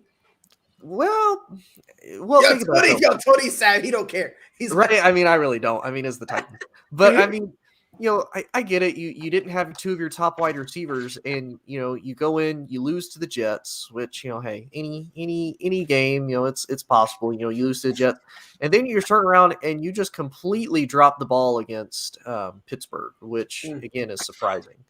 But to kind of answer Mr. CEO's question, I don't see Minnesota holding the 7th seed spot. I see Philly taking that instead. Buffalo, I see keeping it. And then Carson Wentz, maybe. I'm going to be kind of impartial here. I'm going to give it to Dak, just because Dak has come back, had a very good season, still played tremendously well. Now, you could very easily make the same argument for Carson. He's been a good game manager, hasn't turned the ball over. It's very obvious he's happier with Frank Reich's system than he was in Philly. But I would give it to Dak first, but that's just me. Titans, Cowboys, Rams, Pats, Bengals. I'm not mad at you putting Bengals. No. Titans at 1, I don't get that. But show Trey. Yes, sir. What's your top 5? So far as I got is a clean sweep with consensus. Green Bay at number 1. I just look at it as currently they're the top team in the NFC. My list is going to look more comparative to that of the CFP championship with the with the number 5. But of course, you got I have Green Bay at number 1, Kansas City at number 2, just barely, but they give it to them. They are the number one team in the AFC. But we all know coming down the stretch, it's starting to look kind of dismal for a lot of teams as with the COVID and people in the protocol and injuries, and teams are coming on strong and hard. There's a lot remains to be seen. Number 3, as much as I don't like to say it, the Dallas Cowboys. They are starting to click and get it together. Number 2 in the NFC. Due mostly to teams, as I was just stating, teams falling off at the end, not taking care of business, losing games that they should be winning. Is a whole comprehensive situation in which they're becoming beneficial. They're getting benefiting from other people's demise. Number 4, the New England Patriots, another one that I despise saying, but it is what it is. They're number 2 currently, but I think they're going to fall down. I think by the time it's all said and done, they're probably going to be a 4, even maybe a wild card. But at this point, they're my number 4 in this week, and number 5 coming up on a come up. Definitely, it feels like casserole on my tongue. The Los Angeles Rams. They are starting to make their way back up to the stats. But I feel that at this point they're relying on one person, honestly, and so it just takes for that one person to have a letdown. Hopefully, it's not during this fantasy season. If he does this, he needs to do it in like week 18. So that way my season's over. I've already accomplished what I needed to accomplish, and he's done. So that's mine. Green Bay number 1, Kansas City number 2, Dallas number 3, number 4 New England, and 5 the Rams. Y'all list, hold on real quick. All y'all list is wrong. Detroit Lions need to be up there. Jared Goff is the best quarterback in the league. Dan Campbell is a phenomenal head coach. Respect him. Dustin, your top 5. How you looking? Oh, by the way, real quick, Trey, you think the Niners beat Tennessee? Yes. Okay. Not even hesitation. No hesitation. Dustin, what's your top 5? I'm not even going to discuss 1 and 2 because 1 is Green Bay, Kansas City's number 2, so we could just get those 2 right out of the way. Number 3, I'm actually going to go with the Rams. Mainly because, yes, they got a little bit lucky last night with some of the calls that went their way, but they're starting to look like the Rams of the first 5 weeks of the season when they were probably the best team in the NFC at that point. And if they can keep this up the rest of the season, I not only see them taking the NFC West, but it's going to be tough to beat them in the playoffs if they keep playing this way. Number 4, I'm going to say Dallas. They're 10-4 and are probably the most quiet 10-4 team out there because nobody's talking about them. And what not many people realize, if Green Bay somehow slips up against Cleveland or Minnesota the next 2 weeks and Dallas wins out, Dallas has a tiebreaker over Green Bay. So that's something to keep an eye on these last 3 weeks because Dallas is actually playing for something this year as opposed to the last couple of years when they really haven't had much to play for. Number 5, I was going to go with Indianapolis just based on how they've played over the last month. But I still have to give the edge to Tampa Bay slightly just because they still have Tom Brady. But with how many injuries they've had the last couple of weeks and the severity of some of those injuries, I think Tampa Bay is going to have a very difficult time overcoming some of these injuries. So I wouldn't be surprised to see them slip in the next couple of weeks. So obviously 1 and 2 consensus, Packers, Chiefs. For me, number 3, I'm agree with Dustin. It's the Rams. All the points he said, they're finally getting it together. Everyone is now on the same page, which was what was one of their biggest problems, right? That they know people were on different pages. They're starting to run the ball more too. So now that they're starting to become a little balanced, I'll give it to them. I'll have New England at number 4. I do expect them to us to still hold down the division. It'll be tough. I'm not gonna lie. I'm not gonna sit here and say it's gonna be all roses and bubbles. But it definitely is going to be tough. Actually, no, I'm going to put New England at 5. I'm going to put New England at 5. I'm going to put the Colts at 4. Because, again, the Colts, they're getting healthier, and they're hitting the stride at the right time. Like, this is – usually if you're one of those teams that needs to get a streak, you would do it around this time, right? Like, right before the playoff. And that's what the Colts are doing. The Colts are now hitting it on all cylinders, and Carson Wentz, he feels comfortable. If you tell him you're only throwing the ball 12 times, he's cool with it. He's not saying nothing, which is kind of different because this is different from the Carson Wentz on Philly, who every single time he had the ball, touchdown, touchdown, touchdown, touchdown, touchdown. He always wanted the ball, and now you're seeing him kind of cut back on that, which helps Indy be very dangerous. So I got Packers at 1, Chiefs at 2, Rams at 3. I'll put the Colts at 4. And the Patriots at 5, and another team that I kind of almost put in here, but I chose not to. Real close. And no one's really talking about now, the Bengals.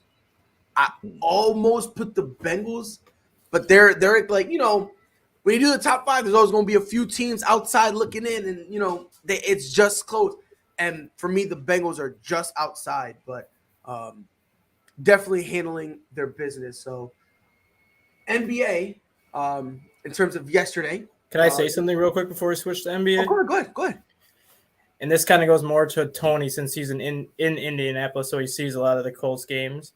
Do you compare this Colts team right now to the 2011 Giants when they won the Super Bowl, where they started to basically click the final 6 weeks of the season? They had a great running game back then with Brandon Jacobs, and then you had 3 receivers who were not stars, but they just showed up big time in the playoffs with Eli Manning. I could, but Carson Wentz is still one of those. He's an X factor for me. He's either an X factor in a very negative way or a very positive way. I think kind of the game with the Colts against the Patriots kind of showed how I don't think they completely distrust Carson, but I don't think they're going to put the game entirely in his hands. I think if they're able to ride the heavy hand of Jonathan Taylor being able to run it, I think that's what they're going to run with.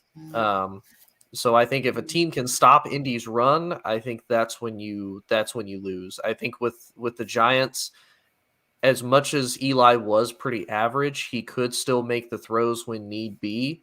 And with Carson, I don't know if that's necessarily who I would trust to do it, especially in that late of a stretch when the game matters. And I only say that because when the Eagles went on the Super Bowl run with Carson Wentz as the starting quarterback, he was starting quarterback all the way till he got hurt. So we've never really seen Carson Wentz have these big game moments where they matter, like in the playoffs, where I think he would have them more in Indy, and especially early in the season when it seemed like Carson Wentz was just getting hurt constantly. So I don't know what Carson Wentz's health would be like. Where is Eli Manning? Eli Manning was an Iron Man.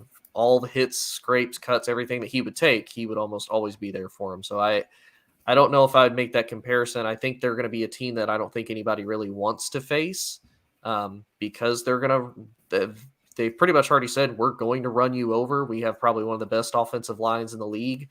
And then we have a ball hawking defense, which really, if you look at the secondary, that secondary is a bunch of no names. I cannot name you one single person on that Colts secondary right now. Rock Yassin. No, well, that's one. So, oh man, the Bulls and Raptors have been postponed for tonight. With the Bulls still dealing with that outbreak. So that's now 2 games that the Raptors need to make up. Dustin, appreciate that update. Both those games are with the Bulls too, because last week's contest with Toronto had to get made up because that was when the Bulls originally got shut down, and now they got 2 people back on Sunday from COVID, and now Devin Dotson and 2 more people have hit COVID. So I mean, Bulls are still going through it. Iverson, we will. To recap yesterday's games, Knicks beat the Pistons 105-91. Heat beat the Pacers 125-96. Pelicans outlasted the Blazers 111-97. Mavericks handled their business against the Timberwolves 114-102. And the Suns controlled the game to cruise to an easy 108-90 victory. It's kind of funny how Freddie all of a sudden disappeared. It's kind of very, very suspicious. Very suspicious indeed. Trey, it's another loss for the Lakers. LeBron James had a phenomenal game. Okay. He went 13 for 19.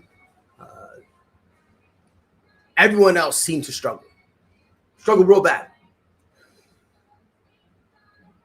What at this point, what does LA need to do? Because you can't continue to have LeBron James just be carrying you.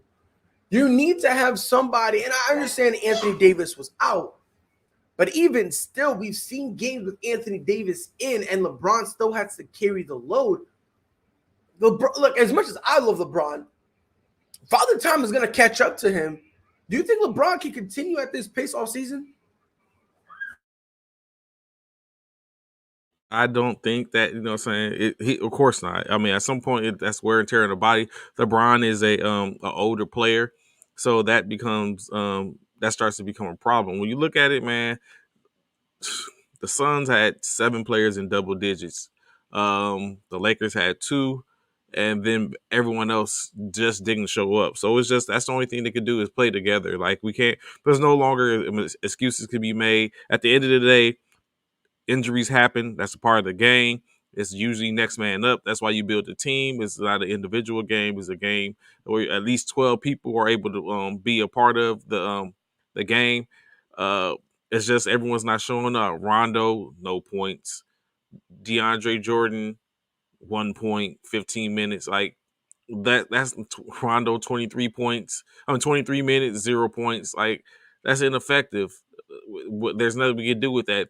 Then Tyler Horton Tucker, 31 minutes, 3 points. Like that's you can't win with that. And while you got your opposition is clicking on all cylinders and making it happen. At this point, the Lakers just gotta regroup.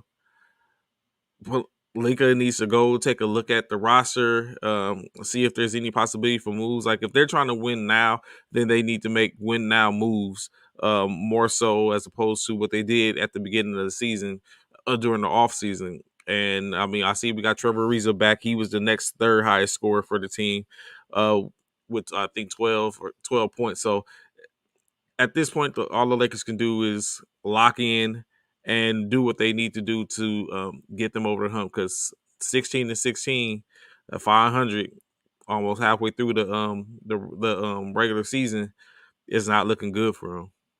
Yeah, Tony, LeBron James, like I said, 13 for 19. The only other individual on the entire, there were 3 guys who shot over 50%. Obviously, there was Jones. He went 1 for 1, but I'm not even going to count that because that really wasn't that was in garbage time when the Lakers basically conceded and just threw out a whole bunch of young dudes. But LeBron James over 50%. Russell Westbrook was at 50%. Trevor Ariza, 4 for 4. Outside of that, Isaiah Thomas, 1 for 11. THT, 1 for 13. Wayne Ellington, 1 for 4. You got Rondo again, 0 for 2. It's almost as if they're kind of like, LeBron, do you, and we'll just be here watching. Like, this offense, it's looked very stagnant. If you're the coach, if you're Coach Fizz or Frank Vogel, with what you got, is there anything you can do to kind of salvage this season? I mean, I think they're still going to, and I mean, as much as I want to crap on the Lakers, I mean, it's still early in the season. We've seen teams, they start off, terribly bad, and then they're able to finish strong. I think the Lakers are just defaulting to what they know best. I mean, give it to LeBron, let LeBron, do what he does. But like Trey said, he's an older dude. This is a guy that's been in the league almost 20 years. This is a guy that has, really 20 plus years of wear and tear. If you include the playoffs, if you include all the playing time that he's done throughout his years. So, I mean, I think that's what the Lakers are defaulting to, because now I think, 32 games in, you kind of have a good idea of what you've got. AD's not always going to be there because he's injury prone. He's inconsistent. Russ is turning out to, I don't think the Russ experiment is working, because if you think about it, Russ and LeBron are essentially the same player. Feed them the ball, they will go out, they'll get you the shots, they will put you and they will keep you in contention. But when you have the same player basically doubled, that doesn't always mean success, because, okay, Russ wants the ball to be able to go do it, and Russ drops it. Or, LeBron has to go try and do it, but LeBron's older, or they're trying to, not exactly put that wear and tear on LeBron so that way he can be healthy if they're in contention for the playoffs. So to me, I don't think necessarily scrap the season, because you put so much into it. You pretty much gave the future away to Washington to get Russ. You have to eat that Russ contract, whether you want it or not. You've done everything that you've had to do, and you're going to try to, figure your way out of it. But I mean, you still have to at least try. You went and got all these big name stars, big name players. Think of the backlash you're going to get if it doesn't work. Like, at least if you say we tried, like we still played it out and finished, that's one thing. But if you just completely drop it and you're like, nope, we're done 32 games in, the backlash you're going to get is going to be ungodly. You're still muted, Pride. Pride, you're still muted. You muted, Pride. And it's crazy because Tony said that, and I was just so zoned in that, like, and I heard the words, but I couldn't break it down. I couldn't decipher what it was. It's like I was looking at modern day hieroglyphics, bro. But Pride, you said LeBron is carrying the team. Please explain. How is he carrying a team when the man takes load management on vacations and doing movies and commercials while the team is working their ass off? Could someone tell me how many games the Lakers have played? 32. How many? 32. 16, 32? 16. Okay, so LeBron James has played 20 games, right? Now, when he was injured, can someone tell me where LeBron James was? Oh, he was there with him. On the sideline. So again, Damian, you're a moron. But let's go a step further. Because when he's on the court, he's playing MVP level basketball. Mm-hmm. I mean, and by the way, Mike, you missed it, bro. We already went through this. Dustin already broke the news, bro. So you're ready. Depression. Just quarantine the Bulls at this point, bro. Just quarantine it for like a couple weeks, just that way you can just end it. At least for a month. Yeah, or something like that. I mean, who's gonna miss some? Stupid Bulls. I just love talking about the Bulls because it gets Mike tight. Mike goes like he gets so tight. But look, LeBron James, he's in terms of basketball, he's old, right? He's 37 years of age. He's averaging 35 minutes a game around there. Like, and on top of that, every single time he's on the court, LeBron James is just balling out. Now, you can't sit there and say, oh, he's doing commercials and he's doing all this stuff. Again, I'm not going to sit here and listen to that when during the games, LeBron James is on the sideline. So until this happens and LeBron James just says, oh, I'm hurt, and then he goes on a sabbatical, you can let me know. Until then, Damian, just come out and say you don't like LeBron. Because you're fishing for excuses right now and you look dumb. Honestly, because a lot of the stuff you're saying is so wrong. I don't know what's worse, you or Freddie. Like, you on that Freddie fact stuff, dog. You got to do better. 100%. You got to do better. Dustin, Westbrook for Ben Simmons. Are you pulling that trigger? No. I do not touch Ben Simmons with a 10-foot pole, and I don't know anybody in the NBA that's going to touch him that's on a winning organization at this point.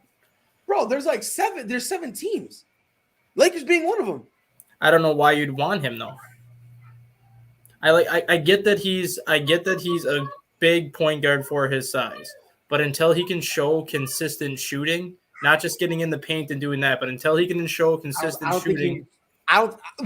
For him to be a number one, he needs that shooting. Do you think he would go anywhere if he wasn't a number one, though? Right, but on the Lakers, he won't be the number one.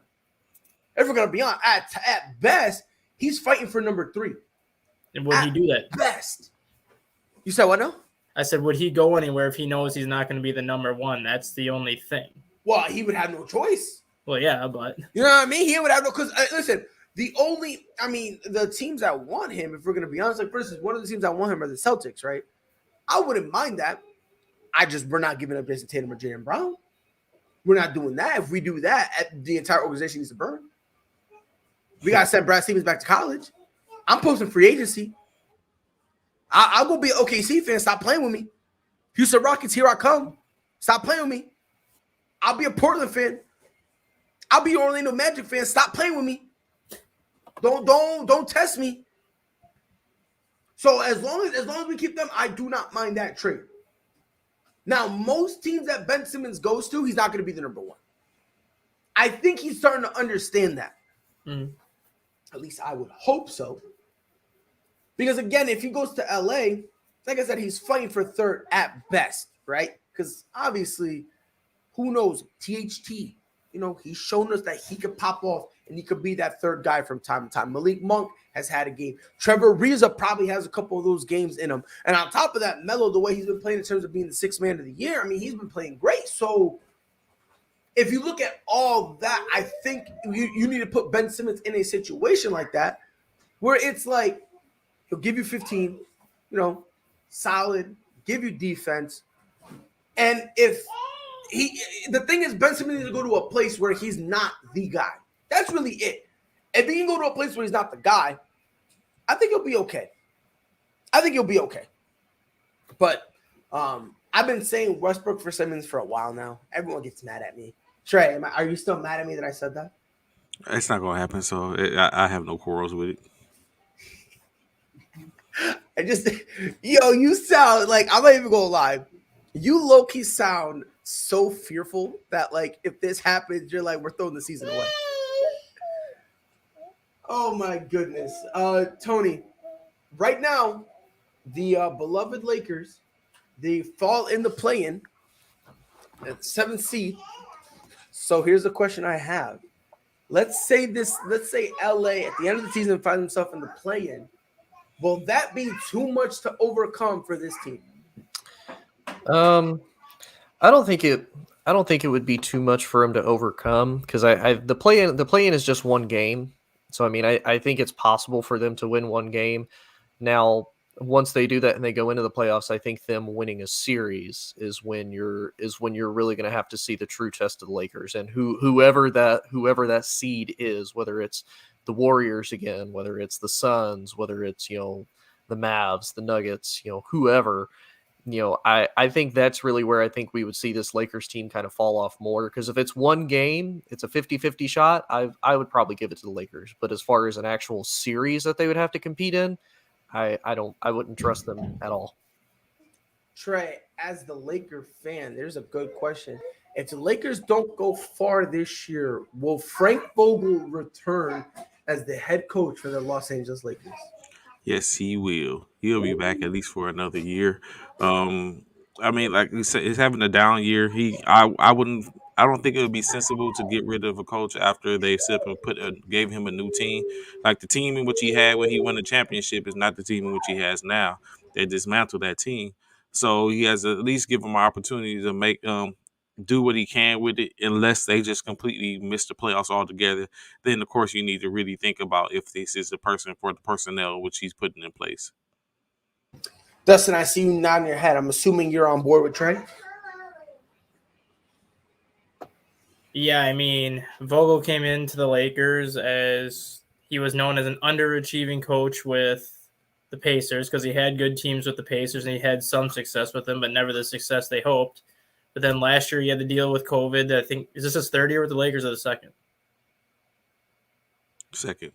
Yeah, so he had to deal with basically kind of a COVID year last year, so he kind of never really had a really full grasp on everything last year. This year they gave him basically a completely new roster. He's going to have his bumps and bruises with it. You kind of can't get rid of someone that's had to deal with a COVID-stricken season and then basically an entirely new roster the year after that. I think he gets one more year no matter what, just because he's had to overcome so much his first 2 years as coach.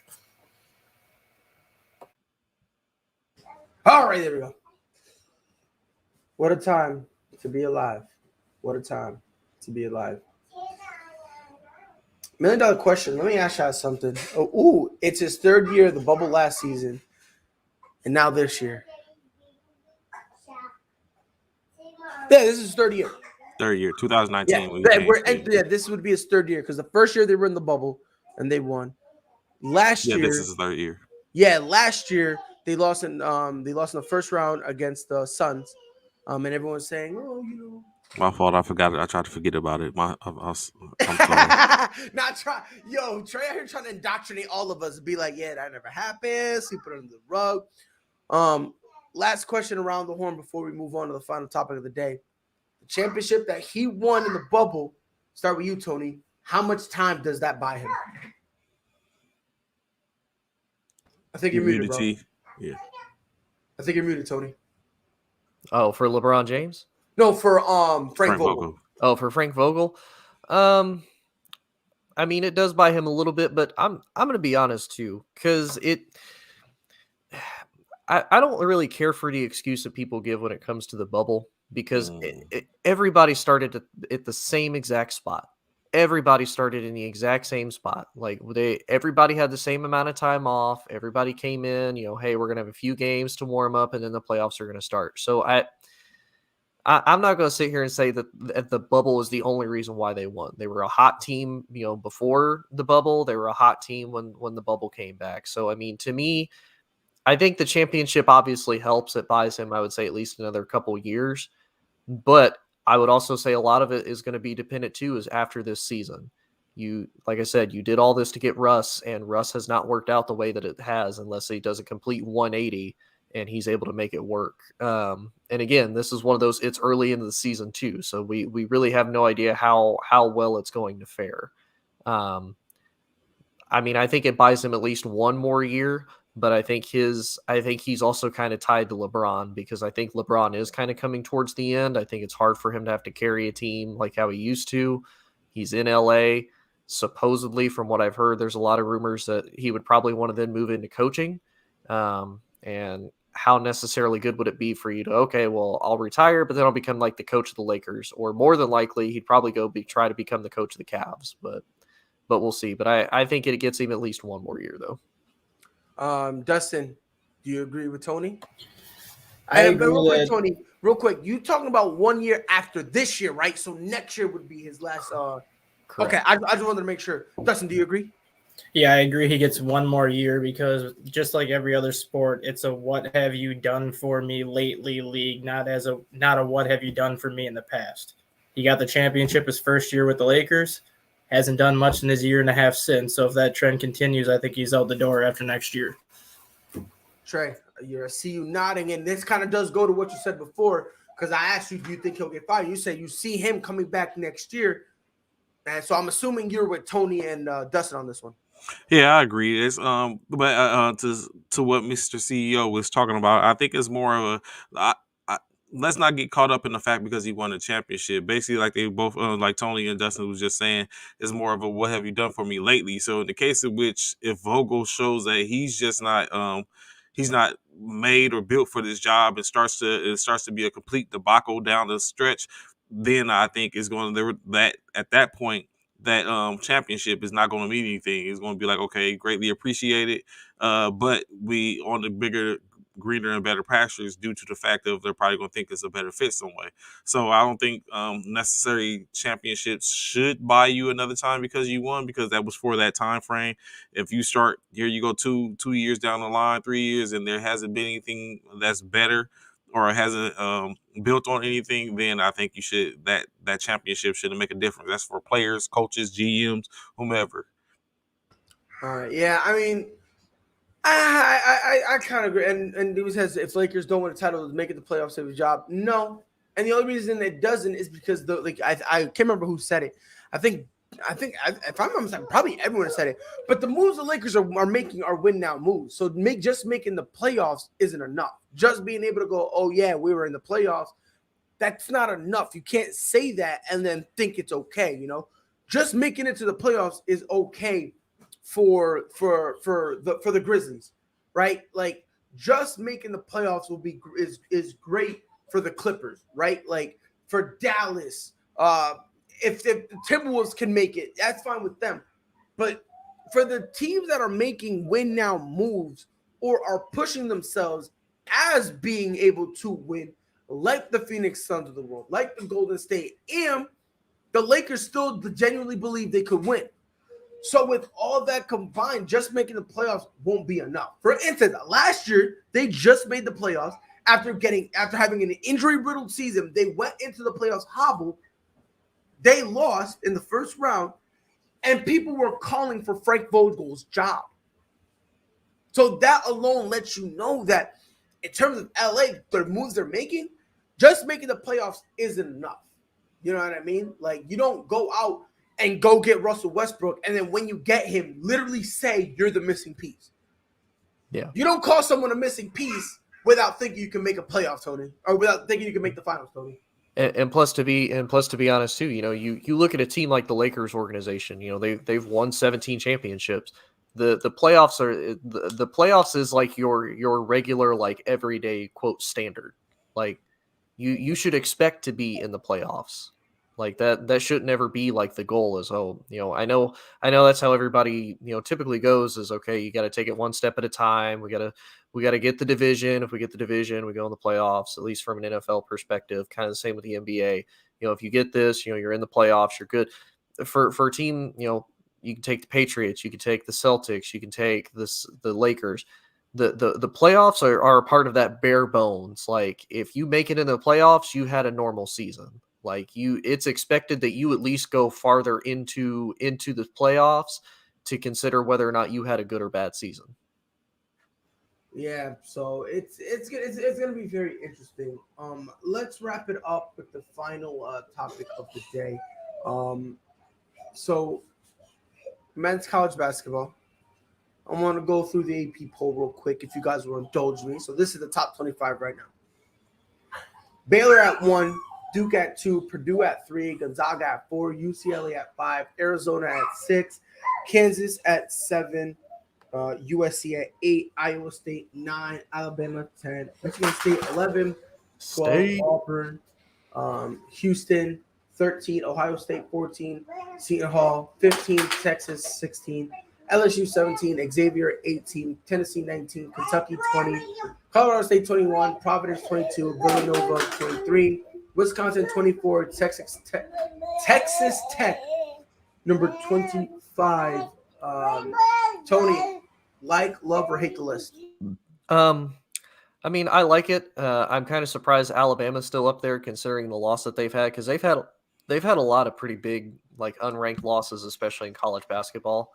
I do remember last year too, Alabama was one of those teams, and at least in college basketball, they for whatever reason have been in contention. Like, Alabama has been solid both in football and basketball. I mean, I'm be a little biased because I'm a Michigan State fan. I think Michigan State should be ranked a little bit higher, at least in the top 10. But that's just me. Oh, it's coming. You said it's coming? Yeah. That's what I'm talking about, Trey. That's what I'm talking about. But yeah, so Alabama's 2 losses was unranked against Davidson. They lost by 1 point, and then I believe, Iona. I think that's how you say it. It's like Iowa, but replace the W with the N. Iona. Yeah, Iona. They lost to them, which Iona gave them their first L of the season. So, but again, it's Alabama, so it won't matter at all whatsoever. The Alabama buys. I'm sorry. It's just, Tony, if you were here for the college football stuff, you would understand the confusion I have. I was told that college sports record doesn't matter, it's who you play. That's what determines it. And then when I say, oh, okay, so you could just be straight loser, and if you play right teams every week, you should get in the playoffs, right? People start stuttering. Conversation's not fun no more. Oh, yeah. And I'm in the camp that says this: if you think strength of schedule is the number one thing, I'm not talking to you. Oh yeah. Well, and here's the way I see it, especially at least for college football, is you have to look at from a network standpoint, who do you really want to see a matchup wise? Like, if say hypothetically Georgia won the SEC and Alabama is out, then that would mean you would have Georgia, you'd have Michigan, you'd have Cincinnati. You could potentially have like a 2-loss Baylor. You could potentially have Notre Dame. And out of those, Georgia is probably going to be your biggest moneymaker. Maybe Michigan second, and then really after that, your 3rd and 4th seed is just a bunch of nobodies that they have a fan base, but they're not a nationally known fan base. Like, who's going to get you? Who would they probably fight to get in the playoffs more? A 1-loss Notre Dame team to the 3rd seed Cincinnati, or a 2-loss Alabama team that lost to an unranked Texas Tech or Texas A&M and Georgia. Like that's really what it's about, is viewership.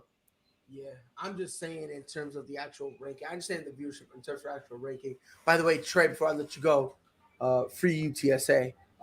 The list, like it, love it or hate it. I'm loving this for the most part. I'm looking at 3 Pac-12 teams in the top 10. Bishop. Yeah.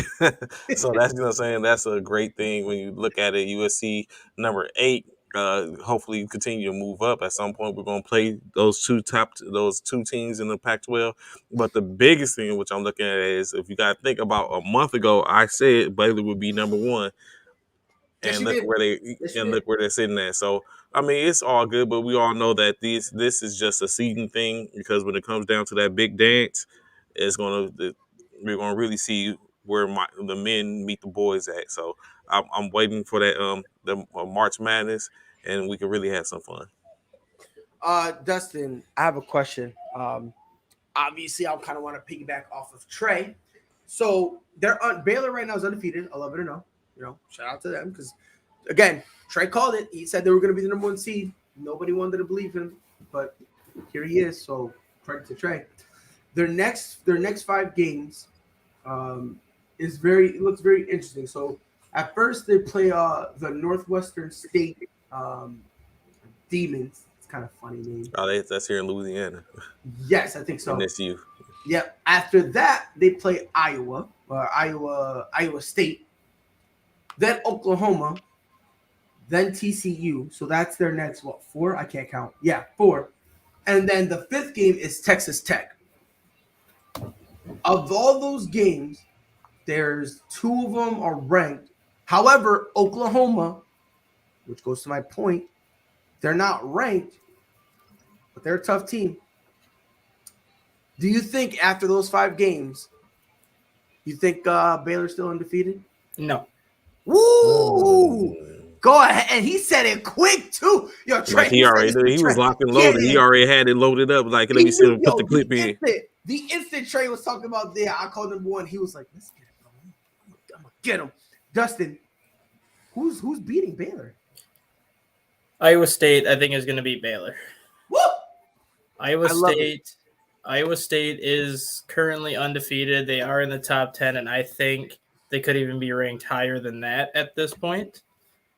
They are one of those teams that historically, when they're good, they're very good. And when they're bad, they're pretty bad.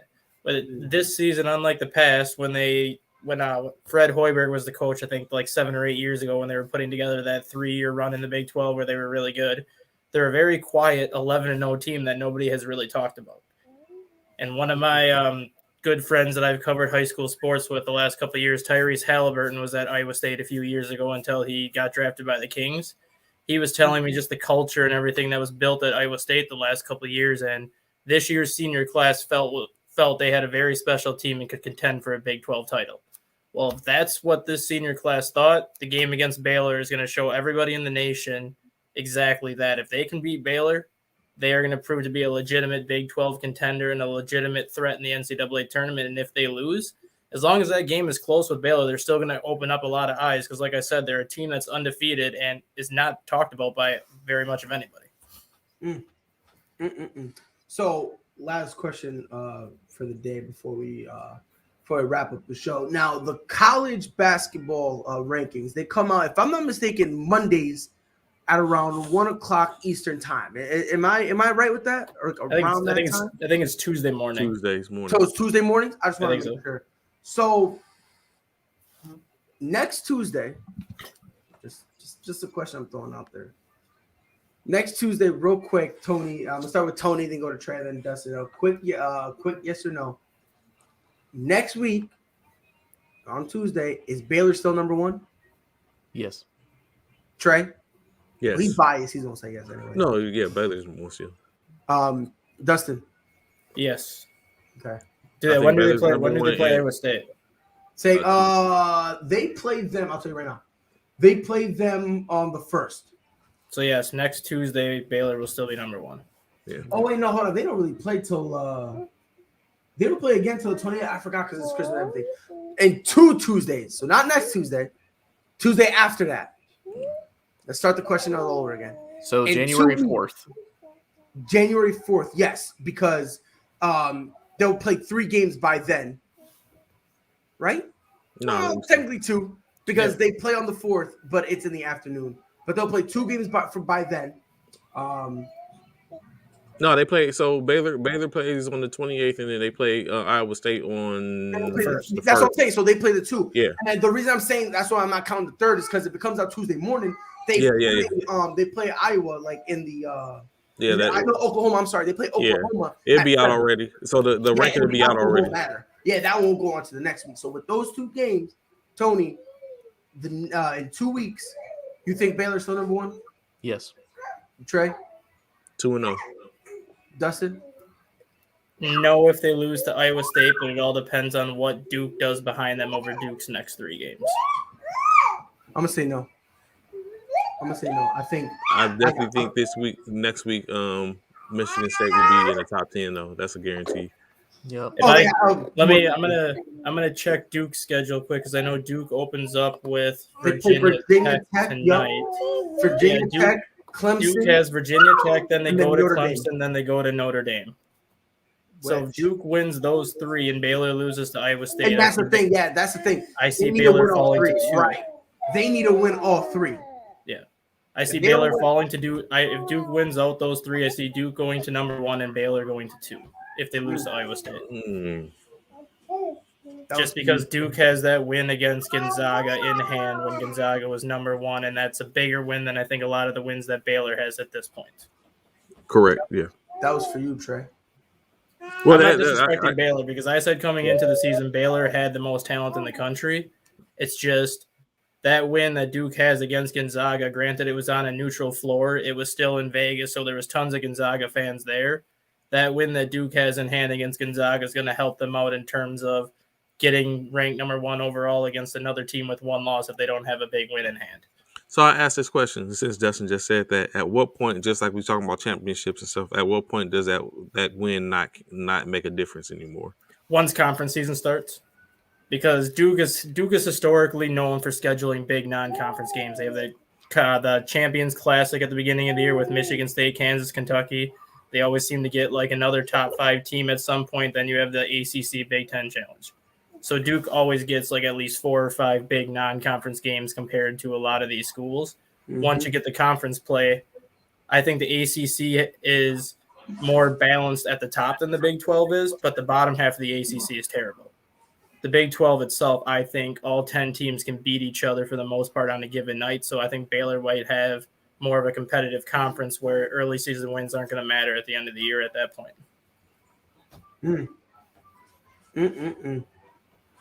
This is the point of me saying anything. I mean, Dustin stole all my points, so if I could, I would throw a sandal at you. Just go, Shoot-inated. Yeah, but I want to give this a couple more weeks. I'm very curious because I don't know right now. I mean, maybe it's too early, but I'm looking at a couple teams. I'm gonna keep my comments to myself for now because we know how I get every time I talk about college. I get mad and there's some bozo in the chat that goes, "Oh my God, boy, you know what you're talking about." And then when you ask someone, where they get their information from, turns out they just stole a whole article from ESPN. So Pride's gonna be a good noodle. Pride's gonna shut his mouth. Can you not?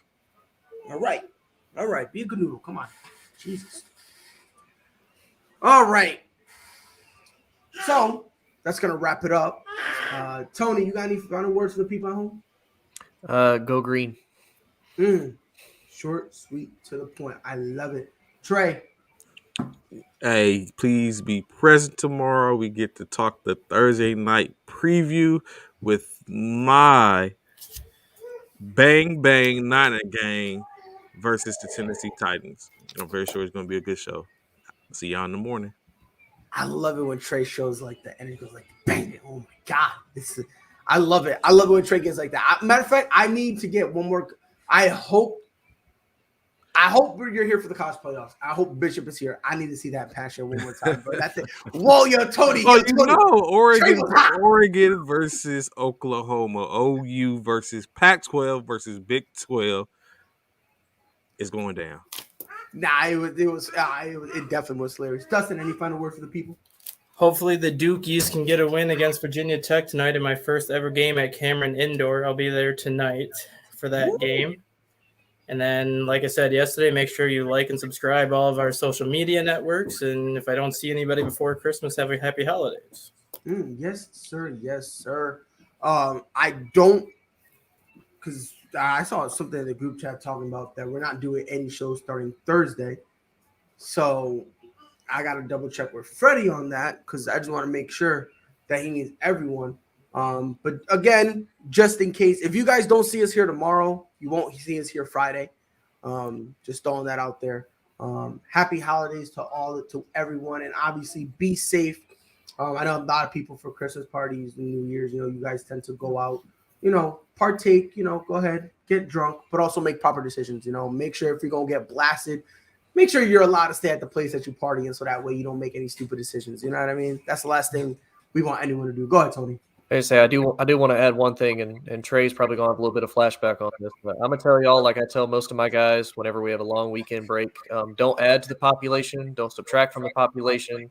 If you go to prison, assert your dominance early, just remember his long weekend, judge won't be in until at least Monday, Tuesday morning. So if you do, get comfortable. Just remember that.